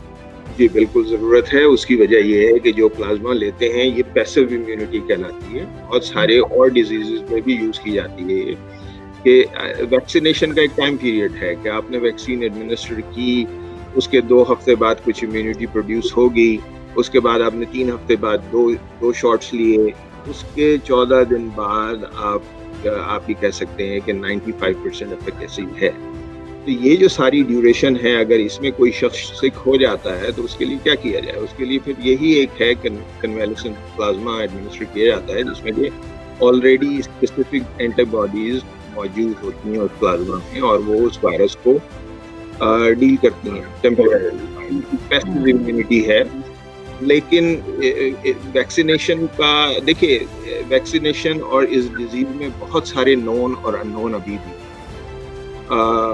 इस तरफ मैं आपको एग्जांपल दूं कि ये हमें नहीं पता कि वैक्सीन के बाद ये इम्यूनिटी कितने दिन लास्ट करेगी, कि लॉन्ग टर्म इम्यूनिटी होगी या नहीं होगी, या फ्लू शॉट की तरह हमें इसको हर साल लगवाना पड़ेगा। वायरस इतना ज़्यादा म्यूटेट करेगा कि उसकी बिल्कुल हाइट चेंज हो जाए और आपकी वैक्सीनेशन यूजलेस हो जाए, ये भी हमें नहीं पता लॉन्ग टर्म। शॉर्ट टर्म जो स्पेकुलेशंस हैं या एविडेंस है वो ये है कि नहीं वैक्सीन काम करती है। तो आपके सवाल का जवाब ये है कि अगर किसी को प्लाज्मा मिला है, कोई सिक हुआ है, तो आफ्टर ड्यूरेशन ऑफ, कहीं वो 2 वीक्स कहते हैं, कहीं अप टू 6 वीक्स कहते हैं, कि अप टू 6 वीक्स के बाद उनको दोबारा से वैक्सीनेशन होनी चाहिए। अच्छा, ये मैं एक बात ऐड करना चाहूँगा। सॉरी राहिला, मैं एक बात ऐड करना चाह रहा हूँ कि अभी तक जो ट्रायल एविडेंस है वो कहीं से ये शो नहीं करता कि प्लाज्मा देने से कोई प्रोटेक्शन जो है प्रूवन हुई है किसी स्टडी में। बात थ्योरी वाइज इससे करेक्ट, अभी भी स्टडीज हो रही हैं यूएस में, और अभी भी यूके में रिकवरी ट्रायल में हम यूज कर रहे हैं प्लाज्मा, लेकिन अभी तक जो एविडेंस मौजूद है वो ये शो नहीं कर रहा है कि प्लाज्मा देने से प्रोटेक्शन हो जाती है कोविड पेशेंट। ये बड़ा इंपॉर्टेंट पॉइंट है, इसको मैं चाहता था कि वाजे किया जाए, क्योंकि ये ट्रायल में चल रही है बात, लेकिन जब आप ट्रायल में प्रूव नहीं करते आप उसको एज अ ट्रीटमेंट नहीं ले सकते। बिल्कुल, इसलिए कि बहुत सारे लोग जो है वो ये सोचते हैं कि जब जिस वक्त वैक्सीन नहीं आई थी तो वो ऑलरेडी उन्होंने अपने आप की प्रोटेक्शन के लिए प्लाज्मा लिया हुआ है, तो शायद अब उनके लिए वैक्सीन की जरूरत नहीं है। इवन ये कि इस वैक्सीन के बारे में भी हमें नहीं पता कि इसके बाअसर रहने की मियाद कितनी है और आप कब तक प्रोटेक्ट कर सकती है। लेकिन एक चीज जरूर मैं जानना चाहूंगी आप लोगों से कि इस वैक्सीन के लगवाने के बाद अब तक मतलब वो कौन सा वर्ष से वर्ष जो है ना वो जो है एंड वो नजर आ सकता है आपको, इसका नुकसान या कोई ऐसी मतलब मुश्किल जिसकी वजह से कोई जान का खतरा हो सकता है, क्या हो सकता है? खराब से खराब सूरत हाल में क्या हो सकता है इस वैक्सीन के नतीजे? देखिए, जैसे मैंने अभी मेरा ख्याल है कहा था कि इसका इंसिडेंस बहुत लो है। एनाफिलैक्सिस, शॉक या जो कि हाइपोटेंशन हो जाती है, लोगों का ब्लड प्रेशर डाउन हो जाता है, सीवियर एलर्जिक रिएक्शन, उसका इंसिडेंस है लेकिन बहुत कम है, बहुत यानी ऑलमोस्ट रेयर है। तो वही एक ऐसी सिचुएशन है कि उसमें एक एलर्जिक रिएक्शन हो, लेकिन उसमें भी वो लोगों को ट्रीट कर दिया जाता है और वो रिकवर हो जाते हैं। और मेरा ख्याल है कि डॉक्टर अरशद जो है वो और मज़ीद ऐड कर सकते हैं उसमें। जी, बिल्कुल, बिल्कुल। और मैं चाहती थी कि पाकिस्तान से एक बार फिर हमारे साथ जो है वो डॉक्टर साहब मौजूद थे अभी तक हमारे साथ, लेकिन अब मुझे नज़र नहीं आ रहे हैं, डॉक्टर मोहम्मद शफ़क़त साहब। अगर वो हमारे साथ दोबारा शामिल हो जाएँ तो कुछ सवालात पाकिस्तान के हवाले से भी उनसे पूछना चाहूँगी मैं। लेकिन साथ-साथ फिर वही बात आ जाती है कि जब हम वैक्सीन की बात करते हैं तो लोगों के इतने सारे ख़दशात हैं, इतनी सारी बातें हैं, तो हम चाहेंगे कि उनमें से तमाम ही बातों को कवर कर सकें। तो मुझे ये बताइए कि ये क्या वजह है कि उन्होंने एक ख़ास उम्र तक के लोगों के लिए इस वैक्सीन को लाज़मी करार दिया, उसके बाद जो बच्चों की एक उम्र है उसके लिए वैक्सीन क्यों ज़रूरी नहीं है?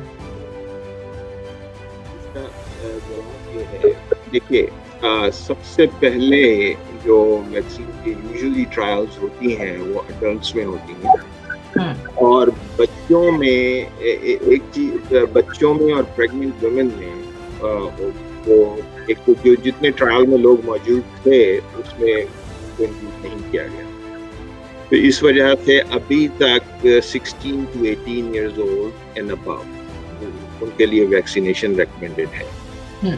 बच्चों की जो सेकंड फेज में जो कि जनवरी से शुरू होनी थी ट्रायल और वो मेरा ख्याल है शुरू हो चुकी होंगी, तो जब वो ट्रायल हो जाएंगी तो बच्चों के अंदर भी रिकमेंडेशन आ जाएगी। अच्छा, दूसरी बात ये है कि for some reason and at least जो लेस देन 5 years के जो छोटे बच्चे होते हैं वो कंपैरेटिवली उनको माइल्ड इलनेस होती है, तो इस वजह से भी एक ये थिंकिंग है कि कंपैरेटिवली बच्चे प्रोटेक्टेड हैं और प्रोटेक्टेड अगर नहीं भी हैं तो माइल्ड इलनेस होती है। अच्छा। और उसकी मेन वजह ये है कि अभी तक बच्चों में ट्रायल जी, इस वक्त एक बार फिर पाकिस्तान में कराची में डॉक्टर शफ़क़त हमारे साथ मौजूद हैं और मैं इसलिए खास तौर पर इनका शुक्रिया अदा करती हूँ क्योंकि मुझे पता है पाकिस्तान में बहुत रात हो रही है और हाँ, क्योंकि जितने हम लोग मुख्तलिफ इलाकों में मौजूद हैं, यूके में, पाकिस्तान में और यहाँ न्यू जर्सी में, सबके टाइमिंग बिल्कुल मुख्तलिफ हैं। इस प्रोग्राम में जो लोग मौजूद हैं हमारे साथ शामिल हैं, बात से बात राहिला के साथ, उन सबको एक बार फिर बताते चले कि आज हम इस वक्त हम जो प्रोग्राम कर रहे हैं वैक्सीन के हवाले से और बहुत सारे लोगों के खदशात को दूर करने की कोशिश भी कर रहे हैं।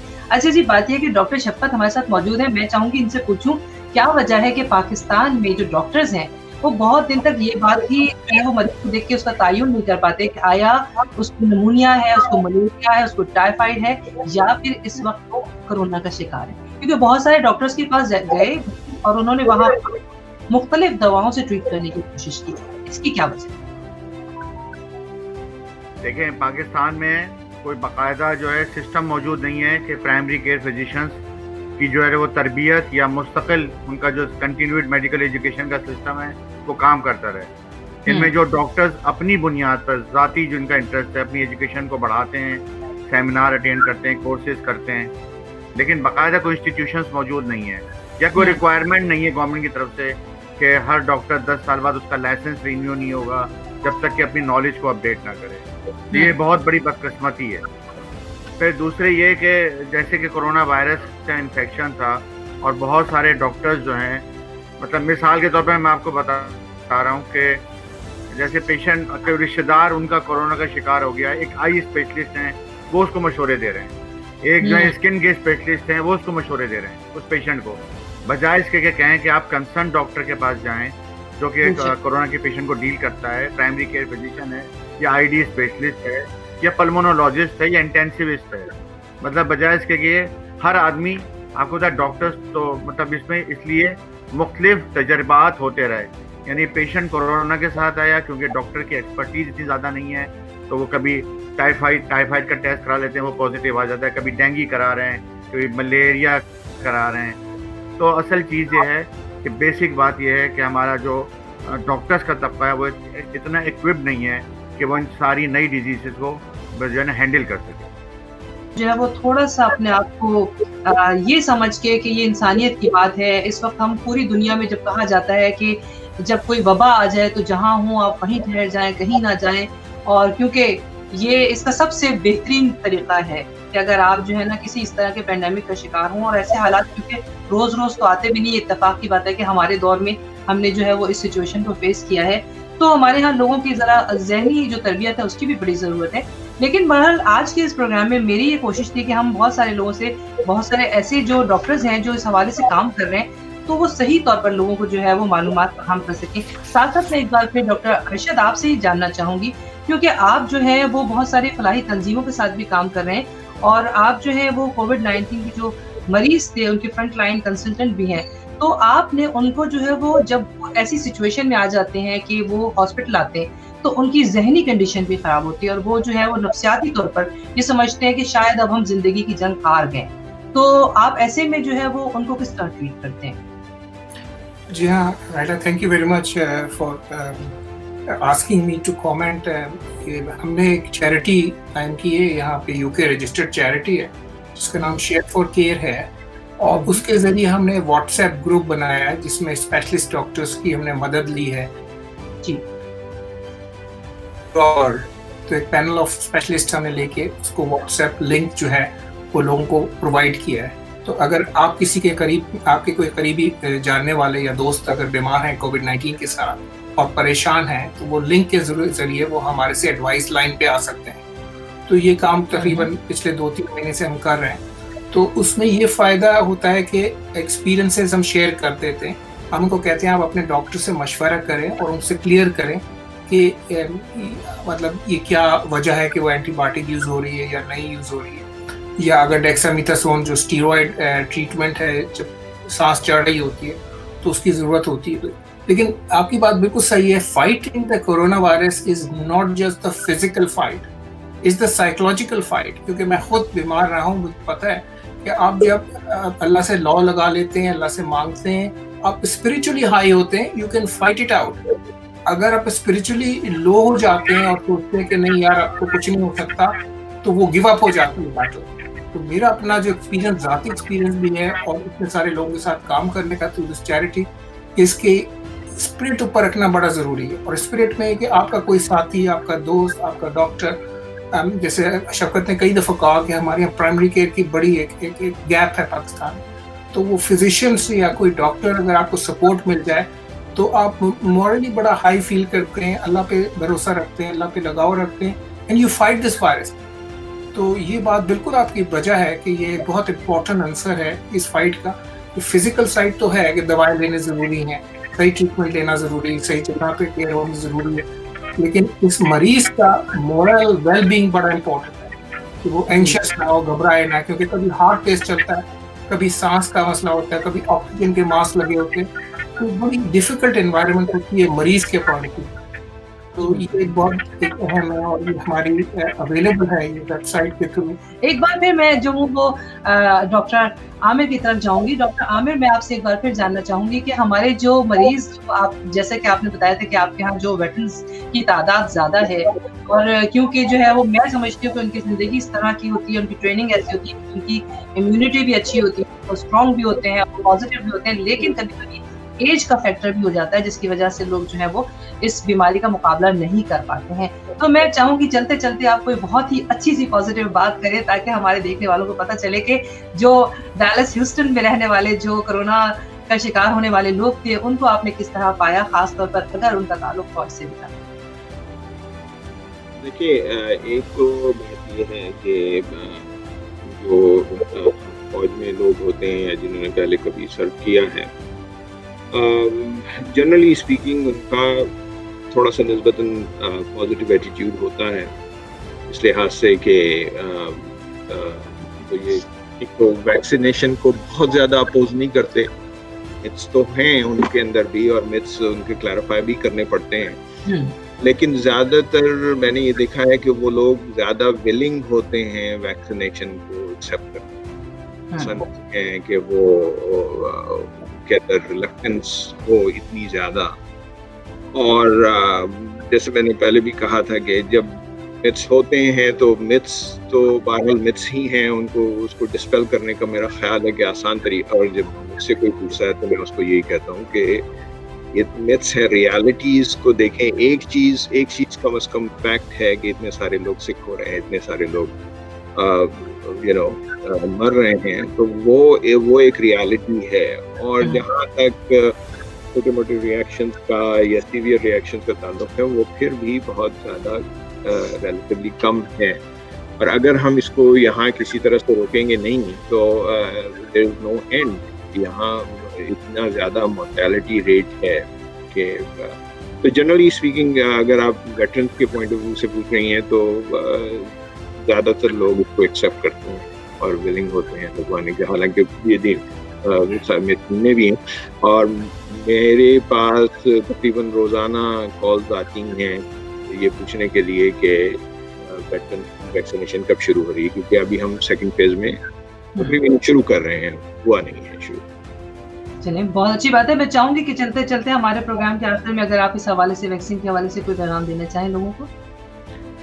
सबसे बड़ा पैगाम यही है कि देखिए फैक्ट्स और मिथ्स में डिफरेंशिएट करें, आम लोग फैक्ट्स और मिथ्स में डिफरेंशिएट करें और वैक्सीनेशन को ज़रूर यूटिलाइज करें, क्योंकि देखिए फ्लू का पेंडेमिक 1930s में हुआ जिसने इतने सारे लोगों को मार दिया, इतनी मोर्टेलिटी हुई फ्लू पेंडेमिक से, और आज फ्लू एक ऐसी चीज़ है कि जो कि आराम से वैक्सीनेशन से ट्रीट हो जाती है, और लोगों को ये कम से कम नहीं होता कि फ्लू से इतनी ज़्यादा मोर्टेलिटी हो जाएगी जितनी कि कोविड से हो रही है। तो होपफुली लोग जब तकरीबन 70 to 80% इम्यूनाइज हो जाएंगे, वैक्सीनेट हो जाएंगे, तो मेरा ख्याल है आइंदा चंद सालों में अगर कोविड हमारे साथ रहता भी है तो मोर्टेलिटी उससे कम हो जाएगी, एक माइल्ड कोल्ड और टाइप की सिकनेस रह जाएगी। तो वैक्सीनेशन ज़रूर करें। और मैं जानना चाहूँगी डॉक्टर शफ़क़त से, जो इस वक्त पाकिस्तान में मौजूद हैं, और उनका जो है वो ये मैसेज है हमारे लिए कि पाकिस्तान में इस वक्त कोरोना के हवाले से और वैक्सीन के हवाले से जो है वो किस तरह के इक़दाम उठाए जा रहे हैं। और मैं समझती हूँ कि पाकिस्तान जो है वो यकीनन तरक्की पजीर ममालिक में ज़रूर शामिल है, लेकिन उसे भी वहाँ रहने वाले लोगों के मसाइल पता हैं, और यकीनन वबा के ऊपर जो है वो हम सब काबू पाने की कोशिश कर रहे हैं, और वैक्सीन की तैयारी का सिलसिला भी है, और वैक्सीन जो है वो किस तरह से पाकिस्तान के शहरियों के लिए जो है वो उसको अवेलेबल किया जा रहा है। तो इस हवाले से डॉक्टर शफ़क़त का ये जो पैगाम है आइए सुनते हैं। पाकिस्तान में बहुत ज़्यादा तैयारी है वैक्सीन के आने की, और पाकिस्तान ने इमरजेंसी यूज़ के लिए एस्ट्राज़ेनेका ऑक्सफोर्ड की वैक्सीन को ऑथराइज़ कर दिया है पाकिस्तान के लिए, और वो तकरीबन 1 महीने के अंदर अंदर प्रोक्योरमेंट उसका प्रोसीजर हो जाएगा। इसी तरह पाकिस्तान ने चाइना के साथ 1.1 मिलियन डोजेस का साइनोफार्म चाइना की कंपनी के साथ वैक्सीन का माहदा कर लिया है, और वो जो डोजेज हैं उसके भी 3 फेजेस बनाए गए हैं। पहले फेज़ में वो front line health care worker को, टेक्नीशियंस को, नर्सों को, और above the age of 65 years of age जो लोग हैं उनको वैक्सीन लगेगी। ये लोग तकरीबन 5 लाख के करीब हैं पूरे पाकिस्तान में। इनकी हेल्थ केयर वर्कर की रजिस्ट्रेशन शुरू हो चुकी है। इसके अलावा सेकंड इसमें ये कहा गया कि क्योंकि 2 डोजेस लगेंगी तो 5 लाख एक फेज, पहली डोज 5 लाख, दूसरी डोज, और 10% इसका वेस्टेज रखा गया है। तो ये तो अभी तक की जो सूरत हाल है कि ये हो चुका है। इसके अलावा 5 मुख्तलिफ कंपनियों से पाकिस्तान के मुज़ाकरात जारी हैं, और सेकंड फेज़ में फिर वो ये कह रहे हैं कि हम 60 to 65 जो एज का ब्रैकेट है और लेफ्ट ओवर हेल्थ वर्कर्स हैं या कोमॉर्बिड वाले उनको लगाएंगे, और थर्ड फेज़ में हम जो है वो रेस्ट ऑफ द पॉपुलेशन को लगाएंगे, जिसका टारगेट उन्होंने नवंबर और दिसंबर रखा है इस साल। अच्छा, अब इसमें उन्होंने जो थोड़े से स्टैटिस्टिक्स बताएं वो ये हैं कि 20 करोड़ की आबादी में पाकिस्तान में 10 करोड़ लोग जो हैं वो 18 साल से कम उम्र हैं। तो इसीलिए अब 10 करोड़ लोगों को वैक्सीन लगनी है। तो 10 करोड़ में जो 60 to 65 जो एज के ब्रैकेट के लोग हैं वो 70 लाख लोग हैं जिनको पहले मरहले में साथ में वैक्सीन लगाई जाएगी। तो हर्ड इम्यूनिटी का जो कॉन्सेप्ट है वो बजाय इसके कि डिजीज फैल के हर्ड इम्यूनिटी प्रोड्यूस करे, वैक्सीन के थ्रू टारगेट अचीव करके कि 70% ऑफ द एडल्ट पॉपुलेशन हमारी इम्यूनाइज हो जाए by the end of the year, उसके थ्रू पाकिस्तान हर्ड इम्यूनिटी पे जो है वो काम किया जाए। जी, बहुत अच्छे, क्योंकि जिस तरह इन्होंने बताया कि मेरी आवाज़ इन तक पहुंच नहीं रही है, तो मुझे अंदाज़ा हो रहा है कि इंटरनेट की वजह से जो है वो ये जो मैंने इनसे सवाल पूछा था, मैं एक बार फिर डॉक्टर फारूक से इस सवाल को जो है वो जानना चाहूँगी इसका जवाब, कि आप क्या समझते हैं डॉक्टर फारूक कि क्या वाकई ऐसा है? कुछ लोगों ने कहा था कि गर्मियों के मौसम में जो है ये वायरस ज़रा कम काम करता है और ये ठंड के मौसम में ज़्यादा करता है, क्या वाकई ऐसा है? देखिए, वायरस जो है ये इसका कोई ताल्लुक नहीं है इन चीज़ों से। लेकिन ये देखा गया है कि वायरसेस जो होते हैं वो अपनी जो ग्रो करते हैं वो सर्टेन पीरियड में करते हैं। हमें इस जैसे कि अभी हमारे तीनों मौजूद डॉक्टरों ने ये फरमाया है, तो इस पे हमें अभी मुकम्मल मालूमात नहीं है। जब ये वायरस आया था दिसंबर में आया था, जनवरी में आया था, और फिर उसके बाद ये दुनिया भर में जो फैला तो वो चारों मौसम इसने देख लिए, लेकिन इसके ये जो वायरस था ये कम नहीं हुआ, बढ़ता ही चला गया। इसकी वजह से अब इसके बारे में मालूमात कम है। जैसे जैसे इसके बारे में ज़्यादा से ज़्यादा डाटा आएगा और ट्रायल्स हो रहे हैं, तो हमें ये पता चलेगा कि ये इसका कौन सा पीरियड ऐसा है जो पीक है, या ये सर्दियों में ज़्यादा होगा या ये गर्मियों में ज़्यादा होगा। लेकिन मैंने जितनी भी रिसर्च देखी है और अभी तक जो पढ़ी है इस वायरस के मुतालिक, उसमें कोई ऐसा सर्टेन पीरियड नहीं है कि हम ये कहें कि जी अब खिज़ा आ गया है तो खिज़ा के साथ ये वायरस भी लो हो गया है। मैं राहिला, एक बात जो आपने हमारे दोस्तों से पूछी, मैं एक बात ये कहूँगा कि देखें, ये हकीकत है, हकीकत को जान लीजिए और हकीकत से आंखें मत छुपाइए। बिल्कुल। हमारे मुल्क में जो पाकिस्तान में लोग हैं वो दुनिया से मुख्तलिफ लोग नहीं हैं। पूरी दुनिया में इसी तरह के लोग हैं। सिर्फ पूरी दुनिया में सारे लोग पढ़े लिखे नहीं हैं और सारे लोग जाहिल नहीं हैं। सिर्फ और सिर्फ फर्क यह है कि आदमी ये पहचानता है कि हमारे बुनियादी हुकूक क्या है, हमारा हक दूसरे पे क्या बनता है। हमारा हक किस मौके पे ये बनता है कि हम दूसरे की हिफाजत करें, और उसकी हिफाजत करने का तरीका यह है कि हम अपने आप को बचाएं। जब हम अपने आप को बचाएंगे तो दूसरा भी बच जाएगा। जो जदीद मुल्क हैं उसमें सिर्फ फर्क यह है कि कानून है, और वो कानून इतना सख्त है कि जब वो कानून लगता है तो हर आदमी उसको फॉलो करता है। अगर आप इन मुल्कों से भी कानून उठा दीजिए, तो अभी आपने देखा कि जो राइट्स हुए कैपिटल पे, वहाँ पे फौज नहीं थी, पुलिस नहीं थी, लोग अंदर तक घुस गए। तो कानून बहुत बड़ी अहमियत रखता है। कानून को बनाने के लिए शफकत ने भी फरमाया कि कमिश्नर आ गया और उन्होंने लॉकडाउन कर दिया, तो कानून है। तो इस वजह से अगर आप कानून की पासदारी करेंगे, अपने आप को बचाएंगे। अगर आप अपने आप को नहीं बचा सकते तो आप दूसरे को क्या बचाएंगे? ये बिल्कुल ठीक बात है, और मैं आपसे इस बात से इत्तेफाक करते हुए सिर्फ ये जरूर पूछना चाहूंगी कि बहुत सारे लोगों के जहन में ये था कि ये वैक्सीन जो है, क्योंकि इसके बारे में पहले से तयशुदा है कि ये सबको लगवानी है, और कई लोगों ने ये भी कहा कि शायद आपको बगैर इस वैक्सीन के शो करने के आप जो है वो ट्रैवल नहीं कर सकते, बच्चे स्कूल कॉलेजेस में नहीं जा सकते। तो क्या ये वैक्सीन जो है ये अगर कोई नहीं लगवाना चाहेगा तो भी उसको लगवानी पड़ेगी, या ये आपकी अपनी मर्जी है? देखिए, ये तो क्या है कि दुनिया में बहुत सारी कौमें ऐसे हैं जो कि बहुत सारी चीज़ों के ऊपर यकीन नहीं रखती, और वो जब अस्पताल में भी एडमिट होते हैं तो वो खून भी नहीं लगवाते। कहते हैं हमें खून की कोई प्रोडक्ट नहीं लगानी, ठीक है, लेकिन जब मजबूरी आती है तो उनको लगाना पड़ता है, क्योंकि उसके अलावा कोई चारा कार नहीं। इसी तरीके से अगर आप मुझे बताइए कि अगर एक चीज़ को लागू कर दिया जाए कि हम आपके बच्चे को नेक्स्ट क्लास में नहीं भेजेंगे जब तक कि आप हमें डॉक्टर का ये कार्ड लाके ना दिखाएं कि इसको वैक्सीन नहीं लगी। बिल्कुल। दूसरों को बचाना है। देखिए, बात यह है कि वैक्सीन इसलिए नहीं लग रही कि उनको कोई अपना फायदा नजर आ रहा है, उसमें वैक्सीन इसलिए लग रही है कि उनको दूसरों को बचाना है। और दूसरों को बचाने का तरीका, अगर मुझे कोई कहेगा कि भाई वैक्सीन लगाओ, मैं कहूँगा खबेया, इसलिए कि इसके लगाने से मुझे कोई नुकसान नहीं है। अगर आपको नुकसान नहीं हो रहा तो आप उसको बिला चूहा चरा लगवा लीजिए, आपको फायदा ही देगी, नुकसान नहीं देगी। नुकसान, मैंने जैसे पहले कहा था कि फायदा और नुकसान देखें आप, तो अगर नुकसान कम है और फायदा ज्यादा है तो लगा लेने में कोई हर्ज नहीं है। और अगर लोग कहते हैं कि भाई हम तो नहीं लगवाएंगे, तो मैं उनको ये जानूंगा कि तुम दूसरों के लिए हो सकता है कि करियर बन जाओ और तुम दूसरे को तकलीफ दे दो। बिल्कुल, ये बिल्कुल बहुत अच्छी बात की आपने, उससे बहुत सारे लोगों के जहनों में जो सवालात उभरते हैं उनके जवाब भी हमें मिल गए। और मैं आज के इस प्रोग्राम में अभी जो है वो हमारी जो मेहमान हमारे साथ शामिल हुई थी तानिया, उनसे एक बार फिर मैं प्रोग्राम में उनको खुशामदीद कहूंगी एक बार फिर, और उनसे कहूंगी कि चलते चलते आप जो मुझसे अपने बच्चों का एक एक्सपीरियंस शेयर कर रही थी वो जरूर बताइए, क्योंकि आपकी इस बातचीत को जो हमारे न्यूयॉर्क में आपके देखने वाले, जानने वाले, और इसके अलावा भी जो आपके बहुत सारे फैंस हैं उनके जरिए लोगों तक एक अच्छा पैगाम जाएगा, तो जरूर बताइएगा। जी, एक मुद्दत से एक बच्चे तो हमारे पास आए ही नहीं है, मेरे बेटे कैन यू बिलीव इट कि इतना उन्होंने एहतियात की कि इतने बड़े-बड़े ओकेजन्स आए, मेरे बच्चे घर नहीं आए और बिल्कुल उन्होंने मिलने से बिल्कुल परहेज़ किया।